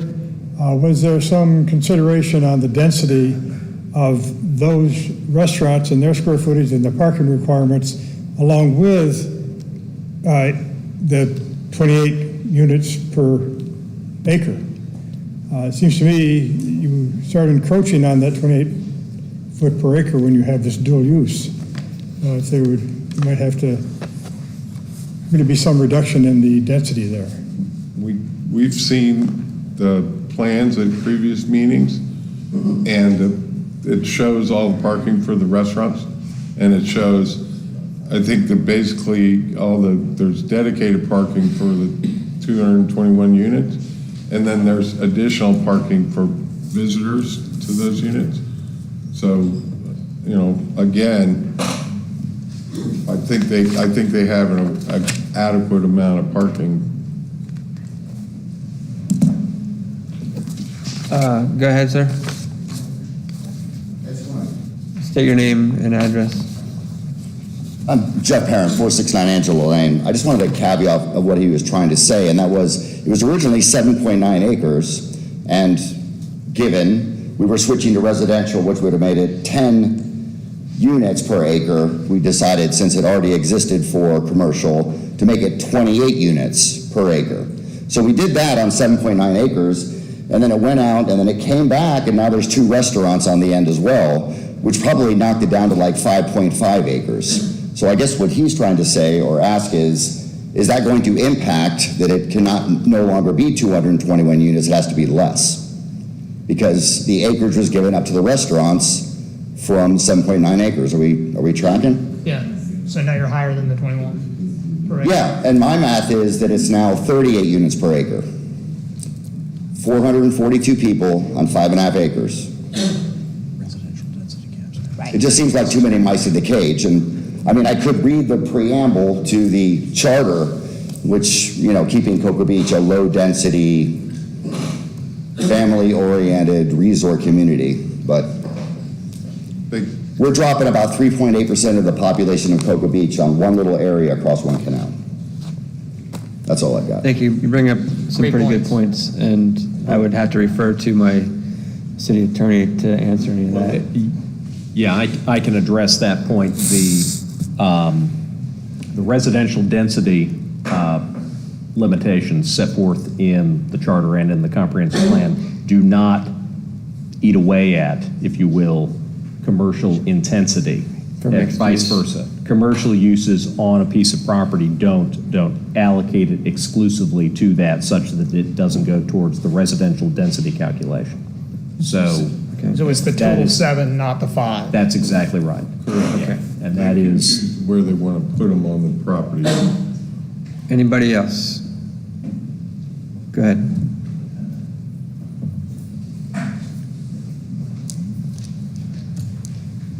Name and address, please. John Dillon, Cocoa Beach. Jim, we're talking about this parking spaces. Now, Skip says there's 221 units. So parking for each one of those, and a few extra gas parking. Does anybody think there's going to be one car per unit? Two. I believe Well, that's it's 400. That's 442 cars, plus the restaurants. So you look between 450 to 500 cars in that area. Think about what that's going with your traffic risk. Think about that. Thank you, sir. Anybody else? All right. I'd like to talk with Cole, or we want to discuss first, and then we'll. I actually just want to ask him a Anyway, question. you can ask me a question. Yeah. So there's 60 people, 60, there's 30 homes on my street. It's a dead-end street. So let's say that's 60 people. I walk up and down that street all the time. I mean, cars are parked, they leave when people go to work, they come back when people come home from work. Sometimes I go out again for errands and stuff. It's not like you got 440 cars that are all going to be leaving at the same time and coming back at the same time. So I think the traffic issue is more of a sporadic thing that'll blend in with everything else that's going on A1A on a daily basis. Mr. Oliver, I do understand that you are not requesting a height variance. That's correct. Okay. And then you have agreed that there will be no Airbnb or VRBO or any type of short-term rentals, period. Yes, sir, that's correct. We would do a deed restriction that the city could enforce, whether it's, the future owners or us or anyone else that own the property. So it would be in perpetuity until the city, if they ever decided to release it upon request, but it'd be this body's decision. It's in the development order. I know, I'm making it known. Also, your parking plan is totally within ordinance per unit? We believe so, yes, sir. Okay.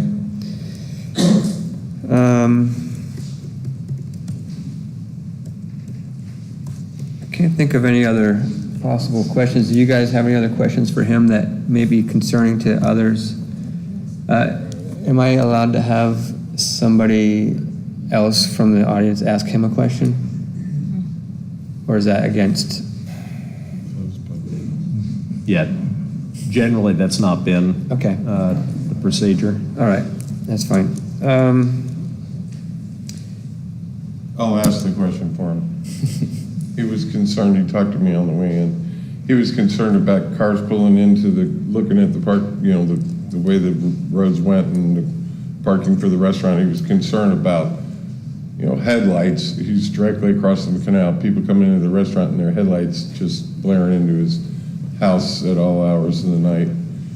And I did talk to Cole about it, about what kind of mitigation there could be. So if you want to answer that question. Yeah, we were happy to put a hedge in, and we were putting a vegetative landscape barrier to the best of our extent along that, the canal side to the best we can to shield and protect the residents. And, I go back to the original, statement, the design we have could be permitted as a hotel as is, or Airbnb facilities. We believe that Cocoa Beach needs the residents to, live here, work here, go to school here. So that was why we were bringing the project forward as is.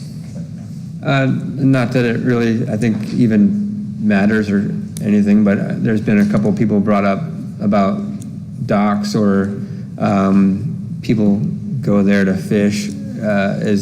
Do you see that as being a problem, or maybe you'll have to run people off, or you're just going to? Yeah, the intent is that the docks are for those that are utilizing the restaurants and the facilities. We don't want to make it a totally open dock, because then you have to deal with derelict boats, people trying to, claim that they live there or whatever. So we would keep them, to the public that is utilizing the facilities of the property.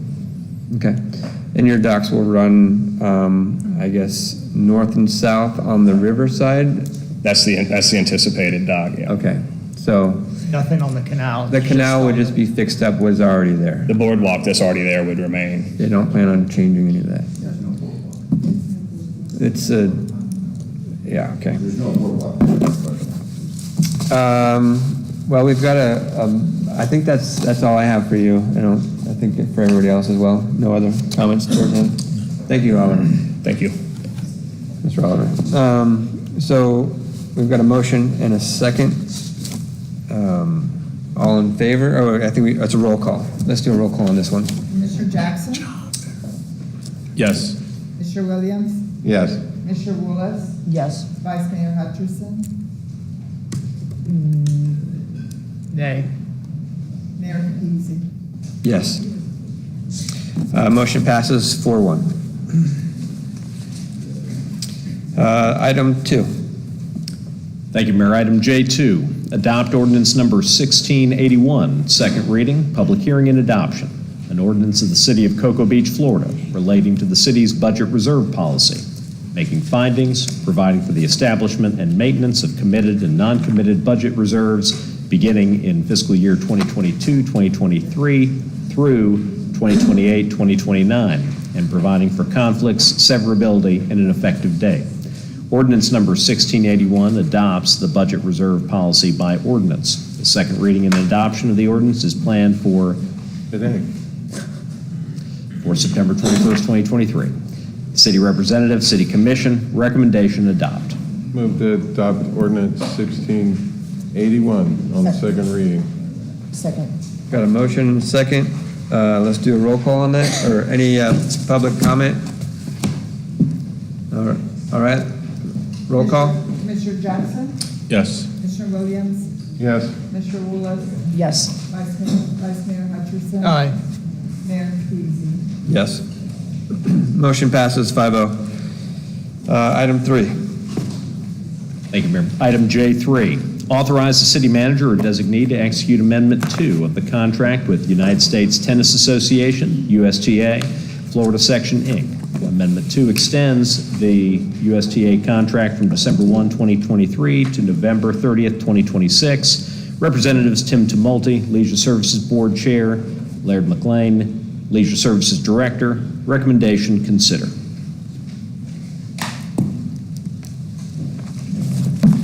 All right. I move to discuss. Second. Motion to discuss in a second. We voting to discuss, or we just discuss? Your practice has just been to move and second to discuss and proceed to discuss. Okay, let's discuss. Go open ahead, public, or I can go? Mr. Tumulty, go ahead. All right, thank you very much. This was brought to the commission, the previous commission, a few months ago, and they decided to hold off and have discussions at our leisure board meeting. I'm the chair of the leisure board. We had multiple meetings during our leisure board meeting concerning the tennis courts and who would be running them. And I also spoke to each one of you individually to get some insight. Whether you were at the meeting or not, you could have watched it as well, and I believe you all did. And so, that being said, it was a consensus of the leisure board to stay with USTA and for the next 3 years through November of 2026. And if you have any other questions, thank you. If you have any other questions, I'm here to answer, or any other discussion from public or whatever you may want to do. I have a question. So you had a recommendation that there was going to look at a contract clause to sublease it or to allow freelance coaching effectively? Yes. I didn't read that in there. Am I missing it, or? I didn't read that in this amendment. And that may be a question for Laird, I don't know. Well, Laird's not here, but Right. yeah. Actually, I do understand what needs to go, or what you're considering putting in there is to allow the USTA to allow them to allow other coaches to come there if they wish. As it's written, I don't believe they can do that. That would be like subleasing it out. And so that would just open the door for them to be able to do that if they choose to do it. Now, there's other things involved with that. If you have other coaches coming onto your property, you've got liability issues, so you need insurance, and those coaches need to be certified and all that. So I'm sure there'd be something that they would have to go through that. The other thing is there was a question of how many coaches the USTA had, and I believe at the time they only had one. You have multiple coaches now, and so that's alleviating that issue. So, thank you, Tim. So, city manager, it says authorize the city manager or designee to execute the amendment of the contract. Would that be part of that, the negotiations as to whether include this piece? It can be. We would have to work with USTA, and they would have to make that agreement at this point in time to add an addendum to the contract. But that would be part of, if we authorize this to execute the amendment, then it goes back to you or your designee to try to incorporate that. That is correct. And then if I can, I would have to bring that back to you. Okay. Is that correct, City Attorney? Yes, so what if that was the intention of the commission, I would suggest the motion to approve would be with direction to the city manager to negotiate in addition to this amendment to incorporate that, and in the absence of that, to bring it back before the commission. With stipulations, insurance, all the things that That's already in the current one, and that would just be. right. Anybody else that came on the property would have to have the same Yes, sir. level of protection. Yes, sir. I would like to see that in there. I mean, just Yeah. because Okay. it seems like it's a win-win for all. For me, I think They're here, so- it shouldn't be an option. I think they should allow other coaches to be able to be in there. So I'm going to make an Hang on, I amendment. have two more points I want to talk about. Yeah, Go ahead. please. So what was, I might forget my amendment by the time you get done. Write it down. well, I was speaking. One of three questions. What was the dollar amount prior to the previous contract? This is a continuation, so I'm assuming it was 800 prior? And we're continuing that rate? It was 1,000 before, but with the agreement that USTA will be making improvements. Within the first year, they spent about $11,000 redoing the clay court improvement. Okay, so we've agreed to lower that rate to 800? I don't want to do that. Well, my question was going to be, we've talked about escalation, massive cost. I'd like to see that escalated, whatever we charged last year. I'm okay with continuing with USTA, but I want to see them match the other proposal that we've got. So make it straight, it was 1,000 last year, they did some capital 1,000 investment. plus 10%. They've lowered that to 800 now, is that correct? It is 800 now, yes. Okay. But they spent $11,000 So on that's a clay good courts. segue. My third point And is- that's the point. You're haggling over basically $2,400. They're the right group to be there. They're doing the right things for the courts. They're spending their money on maintaining those courts. In addition, I believe there's going to be a grant for $200,000 for some drainage issues over there. That was my third question, Yes. is that still on the table? Yes. So that is, It's whether or not they have it, the contract or not. We get that grant. Actually, it's not dependent, I don't believe. Yeah. I think, we have to match some monies, but I don't Right. think there's a requirement in the grant for us to contract with them. It works, but not a requirement. that's my 3 points I'd like to see if we start negotiations, is the escalation of that fee, the $200K, and then the freelance. My concern also, and me and the city manager have been discussing this, but there's nowhere, I mean, we got Freedom 7 to play pickleball, but there's such a huge pickleball population. I talked to the mayor of Canaveral. They converted 4 of their 6 tennis courts to pickleball. And they said that they're always full. They said that there's at least 50 people on a Saturday morning with a line waiting to play. And we're not going to. I guess the mayor lied to me. So my thing is I'd like to see, we have a possibility of a donor to donate a couple pickleball courts. So that might be a non-issue anyways, but. So I think on the pickleball topic, and I was talking with the Leisure Service Board, that they have the option with the way it's structured now that they could allocate one of the courts as a temporary, basically take one court and turn it into 2 temporary pickleball. And so they have the freedom to do it, and I think may be able to, like you're saying, may be able to meet some demand in the meantime while we look at I would love to establishing see that, permanent. but we would have to vote to say, hey, you got to do that, otherwise they're not going to do it. Don't we have pickleball at the rec center too? We do. Yeah, I don't know Yes, that we we do would have want to pickleball. direct them to do it, but I think it's important that they're able to do it. How much capacity of, how much pickleball, what's the schedule on pickleball at the rec center? We have 3 indoor courts at the rec center. And we have one One outdoor court at Ramp Road, and we have 1 outdoor court at Cameron Barclay Park. Does that help the need? Yes, More but pickleball? the need is a lot right now. That is the new sport.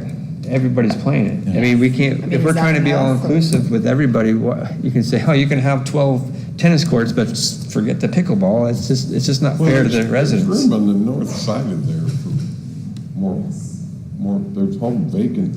I agree. Lot there where we used to have where we dump the dredging material.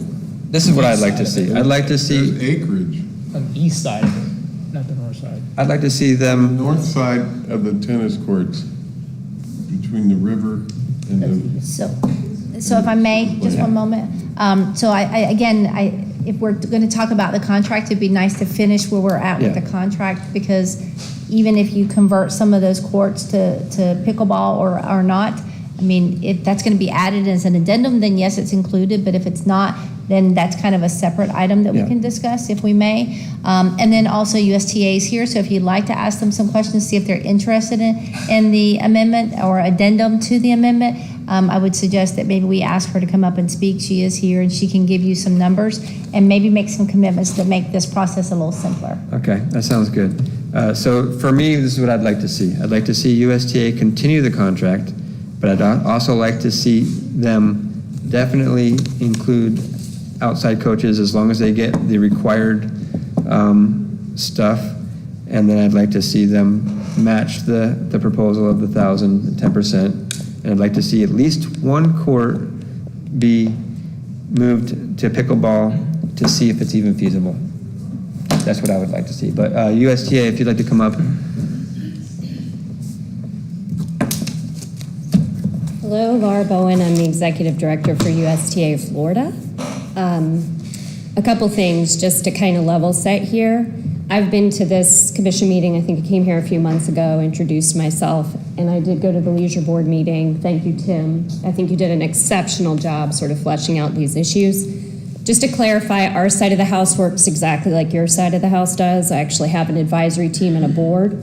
So during a normal contract negotiation with a city, what happens is the city usually brings to us what terms they would like to see, and it has to go to our board as well. So tonight being the first time that you're expressing these after we went through the Leisure Board Committee, I can't make that commitment to you here today, and we have about 2 months left on our contract. What I can tell you, pending the discussions that happen at the Leisure Board and the follow-up on those items, are a couple of things. The fee structure is not an issue. In fact, I think I was at the Leisure Board meeting and I said I'd be happy to pay it up front and give you the $12,000 per year. So that was already done at the Leisure Board meeting, so that's kind of a no-brainer, right? I think the second thing about the coaches is a complicated topic. I did send a letter to the Leisure Board regarding the requirements and why we choose to hire train, certify, and make sure our coaches are adhering to Safe Sport, which is a national requirement that we fall under as a governing body. In order to subcontract, it's very hard to make those same requirements or sublease. So in terms of that, I just, in all fairness and transparency, I think that's going to be a sticky point. And with 2 months left to renegotiate this agreement, I don't want to mislead you and say I can take that back and that my board is going to agree to that. What I can tell you is that the pickleball conversion, likely not going to happen. So we do negotiate with facilities. We have pickleball in Gainesville and in Fort Walton that we also manage. But the demand for tennis, in fact, that was the major point brought up at the Leisure Board. You need more courts because you have a lot of demand for tennis. We just hired 2 new coaches.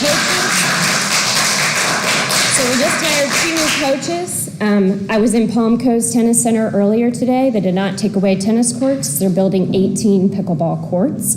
I get that there's a land issue. I hear the conversations we've had here tonight. But I do think that what's going to happen is that problem converting one court is going to make your tennis people unhappy, and it's not going to service your pickleball people.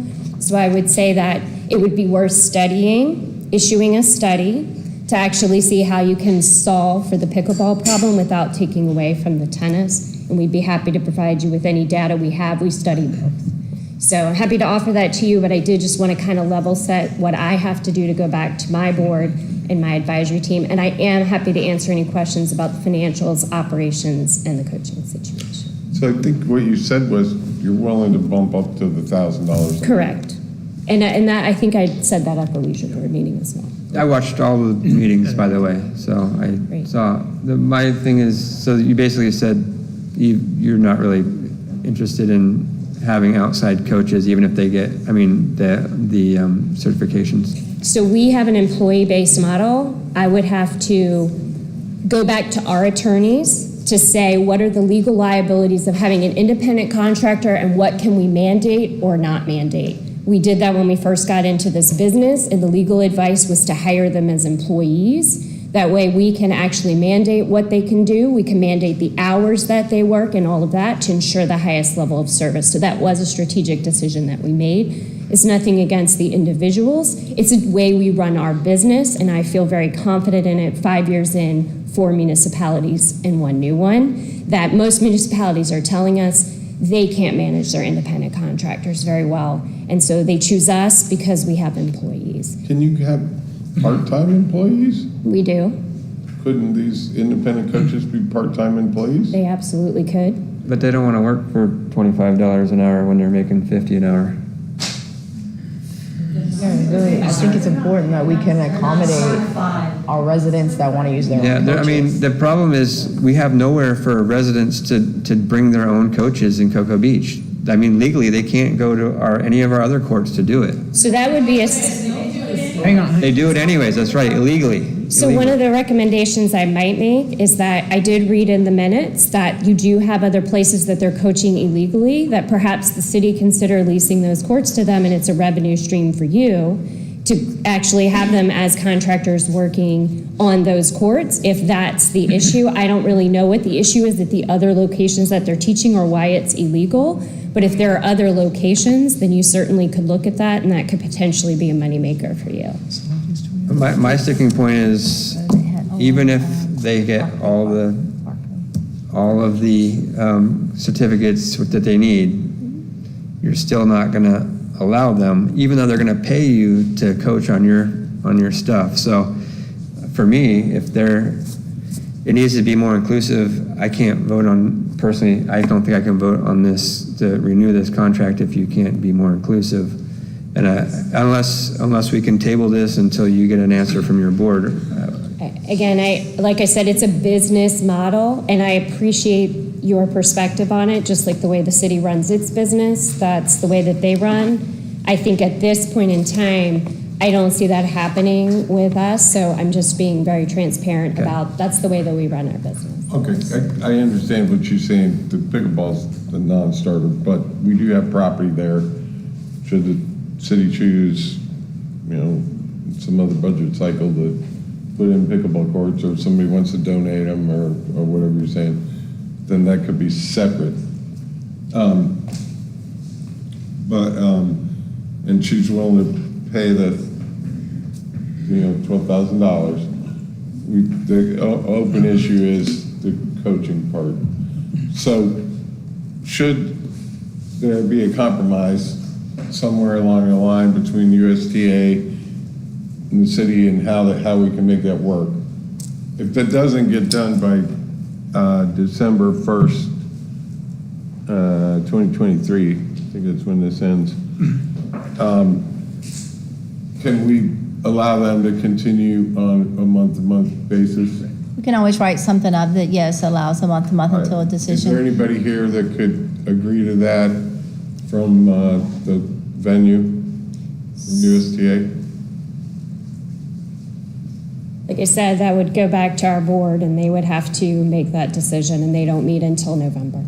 Okay. And So what other- what I'm offering is a month-to-month extension till we either get something or we don't get something, and either you guys stay or you guys go, Again, I'm listening to what you all are conversing here. I think the other factor here is that you have employees who work there who are members of this community, and it's very disruptive. I mean, that's who I care about. These people are wonderful, and they've been serving the community. So the uncertainty is very difficult for them throughout this process to say, are they going to be able to continue to work there or not?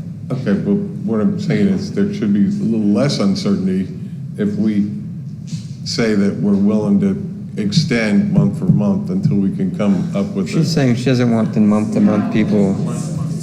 Well, right now, they're looking at either we ratify this or they're out on December 1st. So he brought up another point. You guys, I know you're against pickleball, but if we did choose to build pickleball courts over there, then you still got the same problem where you don't want pickleball near you.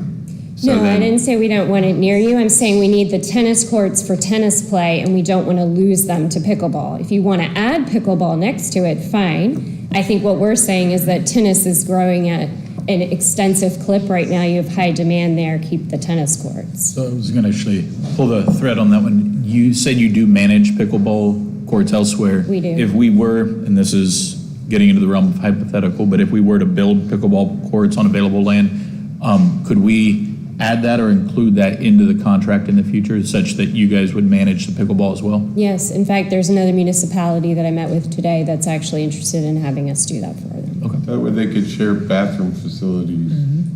Well, and we could just add that, the whole complex into the contract. Lightning shelter. So the only thing I would say, if they operate on a governmental board of some type?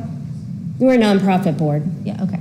So and again, I don't know, the city attorney would have to speak, but there are some for government anyway, and for labor law, and I don't see Natalie in the back of the room, so I don't want to misspeak, so I'm definitely not my forte, okay? But there are certain rules for us that we must abide by where we may not bring somebody on board in a contractor capacity. We may not be able to bring somebody on in certain capacities. Several years ago, we ran into this challenge at the golf course where we were, in lieu of a payment, they were receiving free golf and so forth. That was one of the challenges we faced. We changed that, phased that out. So based on what I heard her say earlier, there could be a challenge with us bringing on a contractor, or for them, would be the same challenge for us in some ways.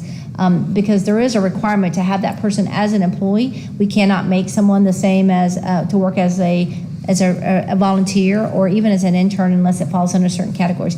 Now, again, that's not my world, so I don't want to misspeak, but I would say that I definitely need to have Natalie weigh in on that, or at least work with the city attorney and give him some areas where we've looked at that as something we would consider and look into going forward, because there are some challenges. Things don't line up as simple as we can contract or we can hire or they're part-time. Commissioners? So for me, yeah, okay. I'm sorry, Mayor, go ahead. Yeah, for me, I mean, the money is not as big of an issue as the inclusivity of other people being able to bring their trainers. You have 2 coaches, right? We have 3. You have 3 now? Okay. Can I ask a question? Yes. City manager, what would it take for us to look into the other courts we have to see if we could put the outside, the non-USTA coaches there? So we do have Ramp Road. We have one pickleball court over there. We have one other tennis court. And please, Andy, if I misspeak, please correct me. We have one other set of tennis courts there, so we could add or make those 2 pickleball courts. That does, those are available. We have lights there and so forth. I would say those are also utilized by the public for tennis who may not be at the point of needing a coach yet. I don't know who else uses those. I'd have to look into it. I know we have a couple of other folks who use those sites. I would say the public court at Ramp Road, like the one that on the north end of town, let's don't lease those out to tennis coaches because that's for the public. And That's right right. now, you already have competition between the basketball players, the pickleball players, and the tennis players. And we don't have any leases at this point in time there. So I'm saying that you can make those pickleball. So right now, there's, I guess, the gentleman, or can you say gentleman's Handshake. agreement anymore? Yes, you can. About, you're only supposed to be on the court for an hour. Whether you're playing pickleball, you're playing basketball, or you're playing tennis. You get your hour, and then you gotta, if somebody's waiting, they go play. And the other court is over at Barclay Park. Cameron, yes. By Our So- Saviors, yes. Right. So that could also possibly be a couple pickleball courts if we chose to make those Well, pickleball. it's already marked for pickleball and has basketball. Understood, but they're not, it's not heavily used that I've seen anyway. You can't put independent coaches there, or? No. But I'm saying, Well, if it's if public we use, lease that you out to can a just bring your coach, coach. and he's They doing don't want to. 8 hours a day of leasing it to teach tennis, or 4 hours or 6 hours, and the public never knows when they can go use the court. I don't know that you can. What do I have? I don't know that I have anything legal I that says you don't can. think that's a good idea. I mean, I did my best to try to say that I want USTA, but if there's no give and take, the money, was $200 a month, but the rest of it is my concern is inclusivity. So, and I feel bad for the people that think that we're trying to discriminate against them, but you guys got 12 courts. Let's share some of those. They're full. Other people like to use them too. Have you been down to the area while pickleball's going on? Have you played tennis down there while pickleball's going on? They're not inclusive down there. Okay. I think we may have demand for more courts. This may be something we want to look into from a budget perspective. Both pickleball, tennis, and basketball. You want to say something? Is there any appetite or any value to doing a 1-year contract extension rather than the month-to-month to get? What's the point? There's no room for negotiation. I can't hear you. Why wouldn't you continue something that's been a successful community? You guys, anybody want to? So the thought is, what's the alternative, right? So in any negotiation, you got to know what your best alternative to a negotiated agreement is. So if we don't do this, where are we at? Then in November, they can put in for another contract as well as other people can put in for another contract. Is that correct? If it'll go out for bid, if they're not here, then that's your only option is to go out to either a proposal bid for price or bid for qualifications. And what is the impact to the folks that are using the court now in terms of teams, practice, things like that? Oh, sure, it could stall everything and create a huge impact for them if USTA cannot continue on a month basis. It's like an impasse, right? Does So it mean the courts are shut down and not usable, or? yeah, we'd have I'm asking in we'd have to look to legal as to his opinion on that. But if they're not here to operate, then and there's no contract.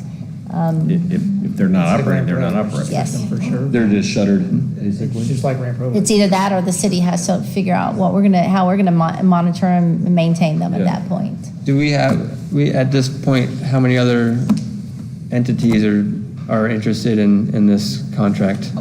I've only seen the one, but there was one other one that never came forward that did speak about it several months ago. I don't have the history here. I know Commissioner Williams does and Willis, but I understand years ago the contracts were with different people, and there were definitely challenges with some of those, and even Leisure Services Board may be aware of those.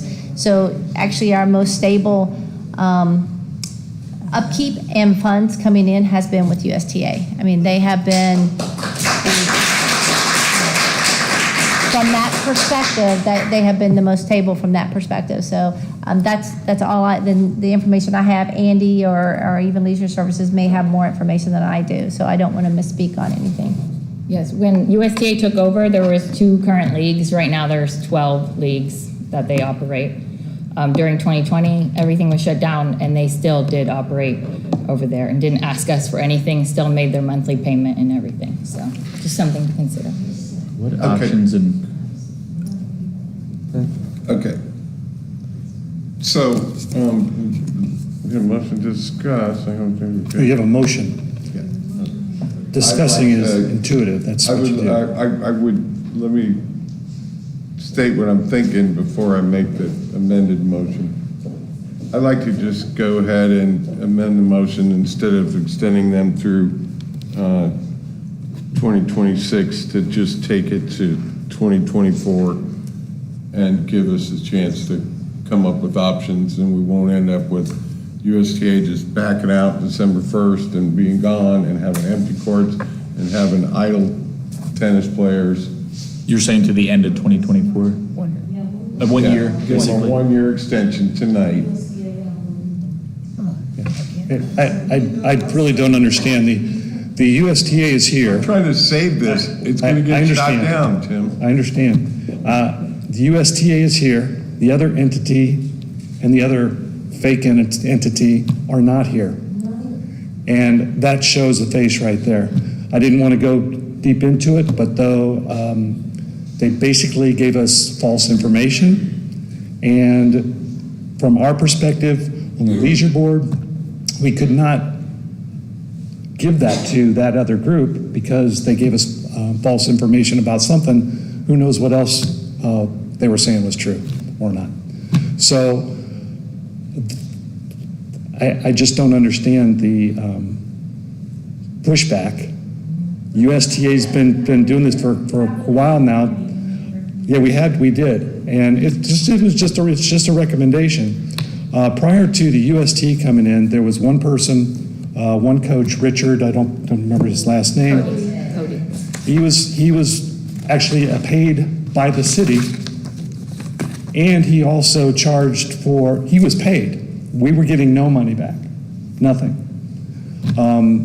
The USTA has grown their tennis program here. It's getting bigger every month.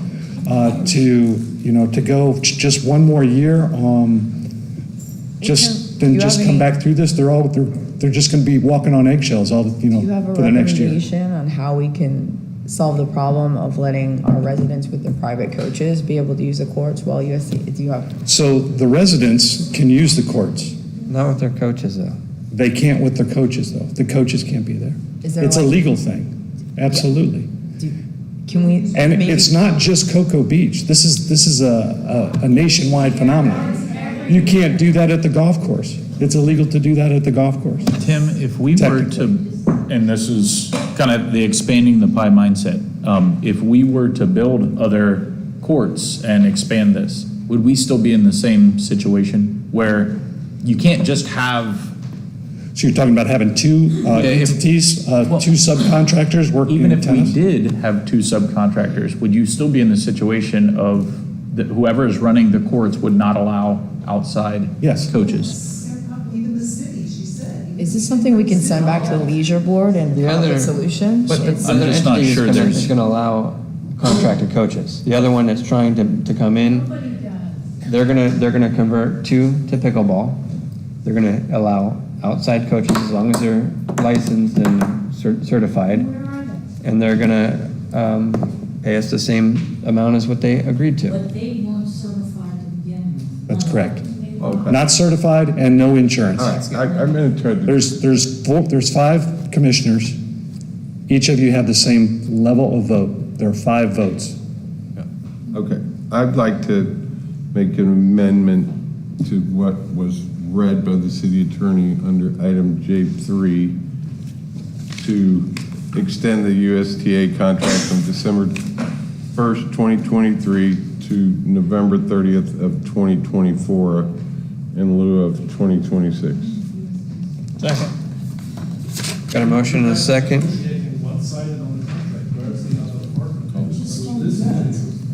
There's no one else here to fight that fight. Call the question. All in favor? Mayor. Oh, I'm really sorry. Yeah. As you all know, this is a contract. Both sides have to agree. We have a representative from USTA. I would suggest we might inquire as to whether or not a year extension might be, in her judgment, amenable to her board.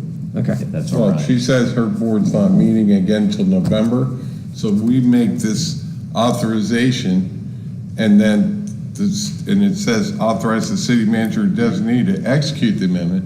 So if they agree to it in their November meeting, what we vote on tonight, then we got a tennis court operator for another year. If they don't agree to it, then I guess we got nothing. It's just a recommendation. I would like to ask to see if you are okay with his amendment. So again, this is a procedural thing. Your attorney is correct. We have an attorney, we have a board as well. So a contract negotiation usually happens where you work out the terms and then you bring the agreed to contract back to both parties to vote on. That's not what is happening here. So I'm not authorized to do that. So basically your recommendation will have to go to our attorney and our board to discuss. And then it would have to come back if they don't agree to the terms. So again, it's just a process thing, and it is going to be probably what you would work with if you worked with another municipality or not an independent entity. So that's, unfortunate that the way that this came about was not with a direct contract negotiation with the entity that was here for 6 years. That would have been the ideal way to work out any desires, so. So if this fails, then we could possibly table it to where you can talk to your board, and then we can try to, again, have another meeting to try If they're to. gonna be out of a contract, I'm inclined to at least consider the idea of having this set of courts available and continue to do the good for quality of life for the community that it's doing, and us start thinking bigger of establishing another set of courts and having another entity who does exactly what you're saying. And that's presuming on budget available and that we could actually do that, but growing that and then having the opportunity to have two in play, no pun intended, that compete and say, hey, we've got one option that's the traditional model, one that expands the number of courts that we have, which is there's clearly demand for, includes pickleball, and then is another revenue generator for the city. And whichever model wins, This let them isn't compete. really a revenue generator for the city. No. This is just an amenity. I mean. Yeah. But you're saying extend the 3-year and then it's on us to then consider Don't capital lose the value expansion. that we've got now. Right. I mean,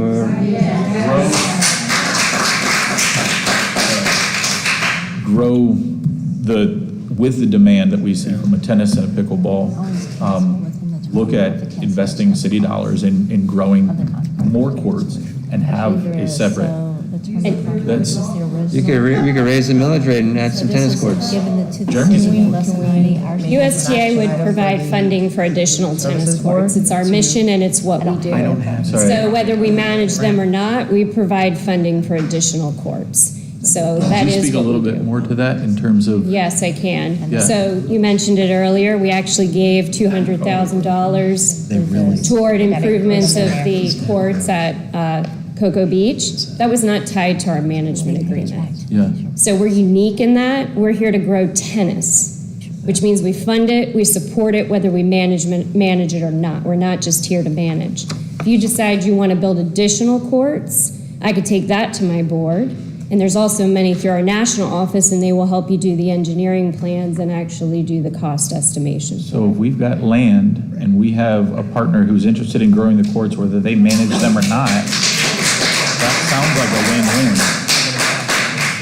it will, but having a partner who's interested in helping. So the land, let's just make sure we're clear, the land is utilities. It is not general fund to just operate off of. So would also have to be a conversation among the funds within the city as to if that property is turned over to the city, there'd be a buyout because that's a utility fund. And just so you Understood, I just wanted to throw it out there. These already cost us money. We don't make any money. We have to pay extra for this. So creating more tennis is not going to do anything for the city other than add an extra draw on the residents.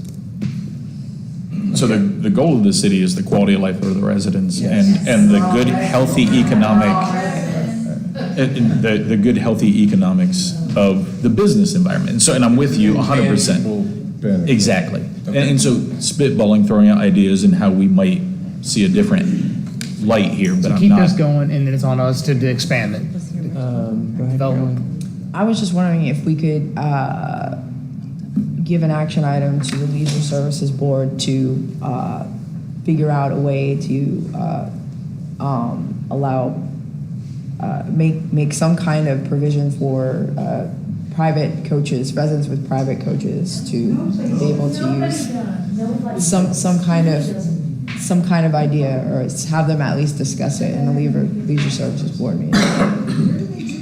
Okay, I still feel the same, but is it okay to vote on his thing even though really we should have it go back to her board? No, we can vote on my amendment. We can vote on whatever we want, whether it flies or not.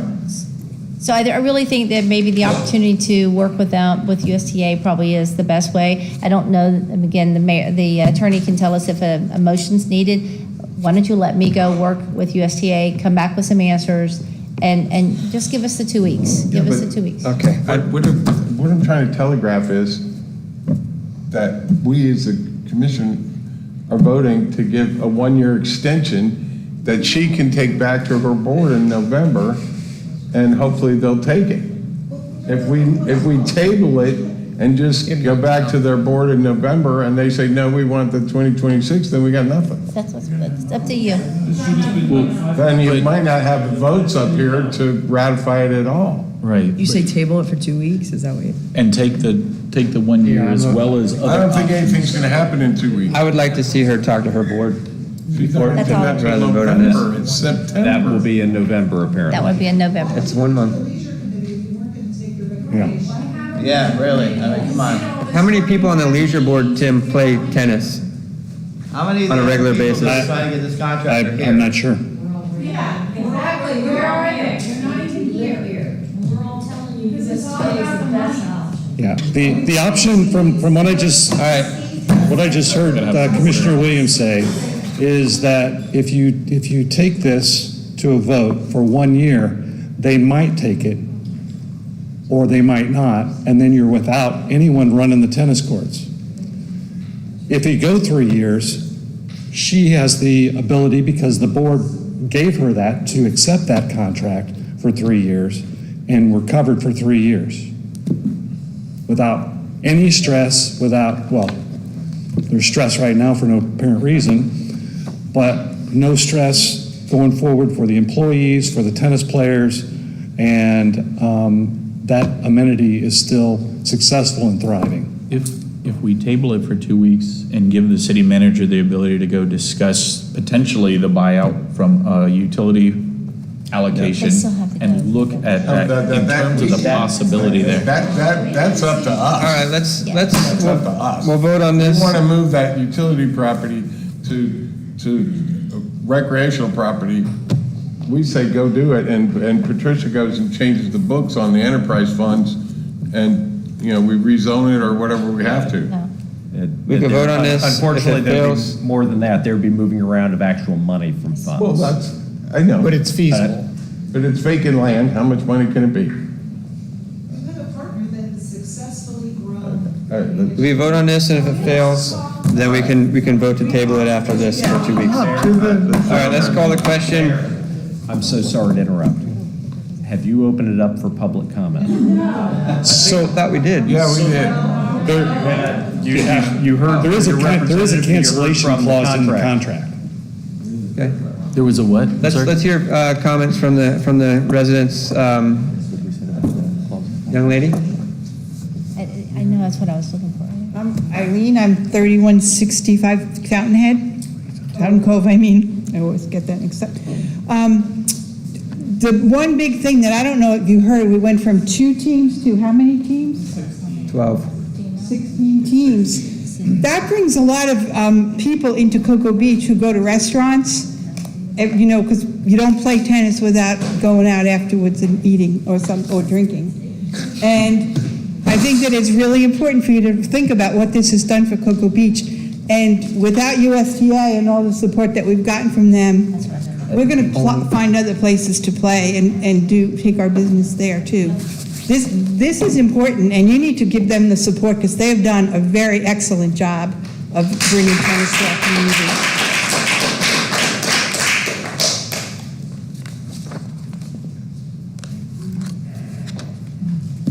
Janice Scott, Cocoa Beach, and I do not play tennis, but I have been through the tennis court situation for many years. My brother is a longtime tennis player here. First of all, what was advertised was to extend the contract to 2026, and it seemed when they came here before, the problem was that tennis aspirants could not bring their coach here. And that, I guess that is a problem for a young person who needs to have a coach and wants to have them in the, nearby in the community. They don't drive, and their parents and so forth to provide transportation. But, just to say, I don't think you should mix this up with pickleball. That is a completely, I think, different subject. And in the past, before they had the clay courts, when they were going to build the clay courts, those clay courts require expertise to maintain, and they can be expensive if they're not maintained properly. If all of the people that play there, these teams now, are happy with the sport, with the vendor and the facilities being well maintained, that's been a problem in the past of not, being up to what it is now. I would just go with it. I mean, why not renew their contract? A bird in the hand is worth 2 on the bush. When you have an investment like this, like the city has now in this facility, and USTA walks away, you're going to be in a big hurt. So I would like you to think about it again. Thank you.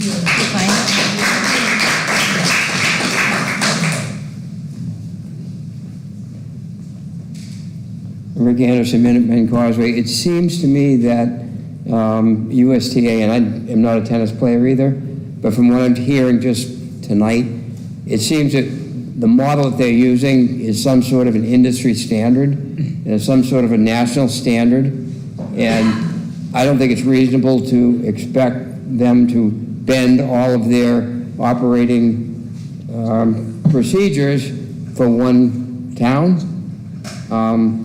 So I see the 2 alternatives as hiring them, rehiring them, and letting them manage the tennis courts, or if we want our own rules, then the city has to take over the management of the tennis courts, and I don't favor that.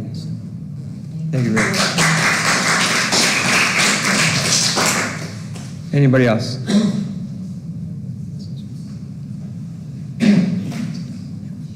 Yeah, KP Finkel, 109, 190 Seminole Lane. Again, I think you guys painted yourself in a corner. All these stipulations that you come up with, respectfully, as Mr. Williams said earlier, on the 9th inning, this is like put out, or shut up.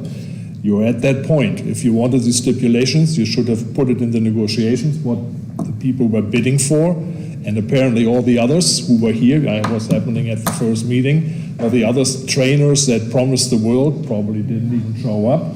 So you have nobody else, so by all means take the bird that you have. And if you undermine boards like this, where you have leisure boards or any other boards, and at the last minute you pull the rug from underneath them, good luck finding people serving on your boards.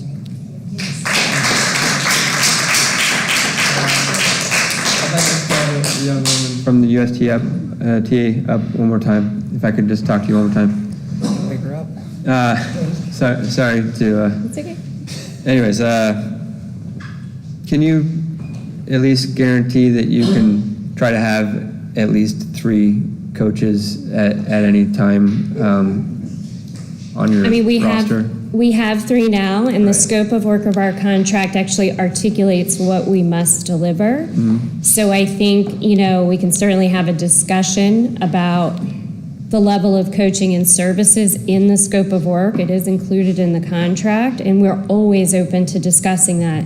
Part of the reason we come to these meetings is to hear from the community. Is there something they want that we're not providing? We did hear that loud and clear. So I don't think it's an issue if we said, hey, we're not providing these services and we want to build that into the scope of work, for sure. And of course, if the city decided that they wanted to build more tennis courts and wanted to expand that scope of work, we would hire more people to do it. So I think that's fair. So you said that could include tennis and pickleball? It could, yes, okay. it could. So We just the- don't want to lose the tennis courts. Yes. This is growth, it's nice. So I just want to say too that, again, I always say this every time you guys are here, but your voices really do matter and they do count, and I have been listening to all you guys. I really would like to see at least 3 coaches, just so that there's more people to be able to be coached. I think that's a fair ask. I think that you brought up a good point, Tim, that the other people aren't here, whether or not they realize it was tonight or not. I mean, they probably should have been more observant on that. So I would like to say that that's a good point. If you're really that concerned about it, you would probably be here. Thank you. Yeah. My main thing is I just want to make sure the residents are getting the best service possible, and I know you guys give a great service. So in lieu of all this information and me listening to all you guys, I'd like to see more people, but I think what, and you brought up a great point about changing the terms in the last hour, which was the point before. You're totally right. So I think after listening to everybody, we're going to have to figure out something else for these other coaches. And maybe it's not messing with the USTA, but we're going to have to do something in the city so that it's more inclusive, so they're not doing stuff illegally, because I think they have a right to be able to use the courts as well, at least somewhere. So you guys. One last comment. I've been knee deep in this. I went before the Leisure Board months ago. I was the only one there. The guy from the Drift House was talking about skateboards, but I know both sides of this. And Mayor, I actually emailed you today, but it's just, I agree. My kids all went to Rockledge High. I started playing tennis. I wanted to go to McClarty Park, and I was told that it was the city of Rockledge, so I could not. They would come to me and say, well, are you getting money there? Well, it was my kids, I wasn't. Yeah. But there were other parents teaching, so I get where you're coming from. I know the other entity who's involved in this, and again, if you read my email today, they are competent coaches, and I get their vibe, but again, I ran a club in Rockledge. I'm an old tennis player, but I love it. We've got a good team here, and now we brought in Ronnie Gould. I say we because I'm at the courts all the time, but they brought in Ronnie Gould, who grew up here, and it's just the vibe at Cocoa Beach tennis courts is getting better and better. And I just, again, I think it's a good thing for the community. I get what the other coaches are saying. I get it. It's like we have kids, we have parents, they're Cocoa Beach residents. Why is there not a court available to us? I get that. I get it, but it's in every municipality. Ballard Park, down by the water, a beautiful park. There's a sign there that says you cannot teach there with, for compensation unless you're under the direction of the city of Melbourne. Well, there's never anybody coaching there. Or if there is, Mike Dickens and his son Nate, again, so it's a municipality problem. I don't get the whole insurance and liability thing. or background checks. You're going to background check every kayak operator. But I'm just saying that it's in every community. But you've got a solid team here, and it just keeps getting better. I know everybody out there. They're good people. They're doing good work. So I hope you go with them.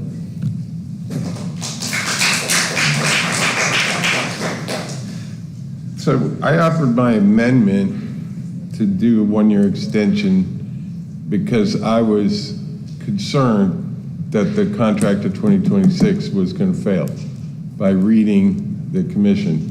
Now, I think one of the folks I read has changed their mind, so I'm willing to withdraw my amendment if I can get somebody to withdraw their second, and then we can go ahead and vote on the main motion, which would be authorizing the city manager to execute the agreement from December 1st, 2023 to November 30th, 2026. So could I get my second Yeah, I withdrawn? can withdraw it. Second withdrawn, And then let me amendment just- withdrawn. Now we vote on the main motion. Okay, and then just real quick, can we, You're done. and we could look into trying to make sure that the other coaches can use our other stuff legally. I'll work with the. Yeah, we're gonna dig deep on that. Okay, thank you. But that's gonna be, That's a separate issue, If but- that comes up, city manager, Yes, sir. they need to know if they're limited to an hour, if Yes, there's sir. people waiting to play. Okay. And we're taking the challenge to build this and organically grow next year. All right, so I've got a motion for the current, and did I get a second? Second. Okay, so a motion and a second to extend their contract to 2026. All in favor? Aye. All opposed? Motion passes 5-0. Again, I want you guys all to know, if you didn't come here and voice your opinions, It matters. this wouldn't have happened. Your voice matters. So make sure you come to these meetings. I can tell you, I try to recruit a whole lot more people to come, that show up. My boss We're adjourned. show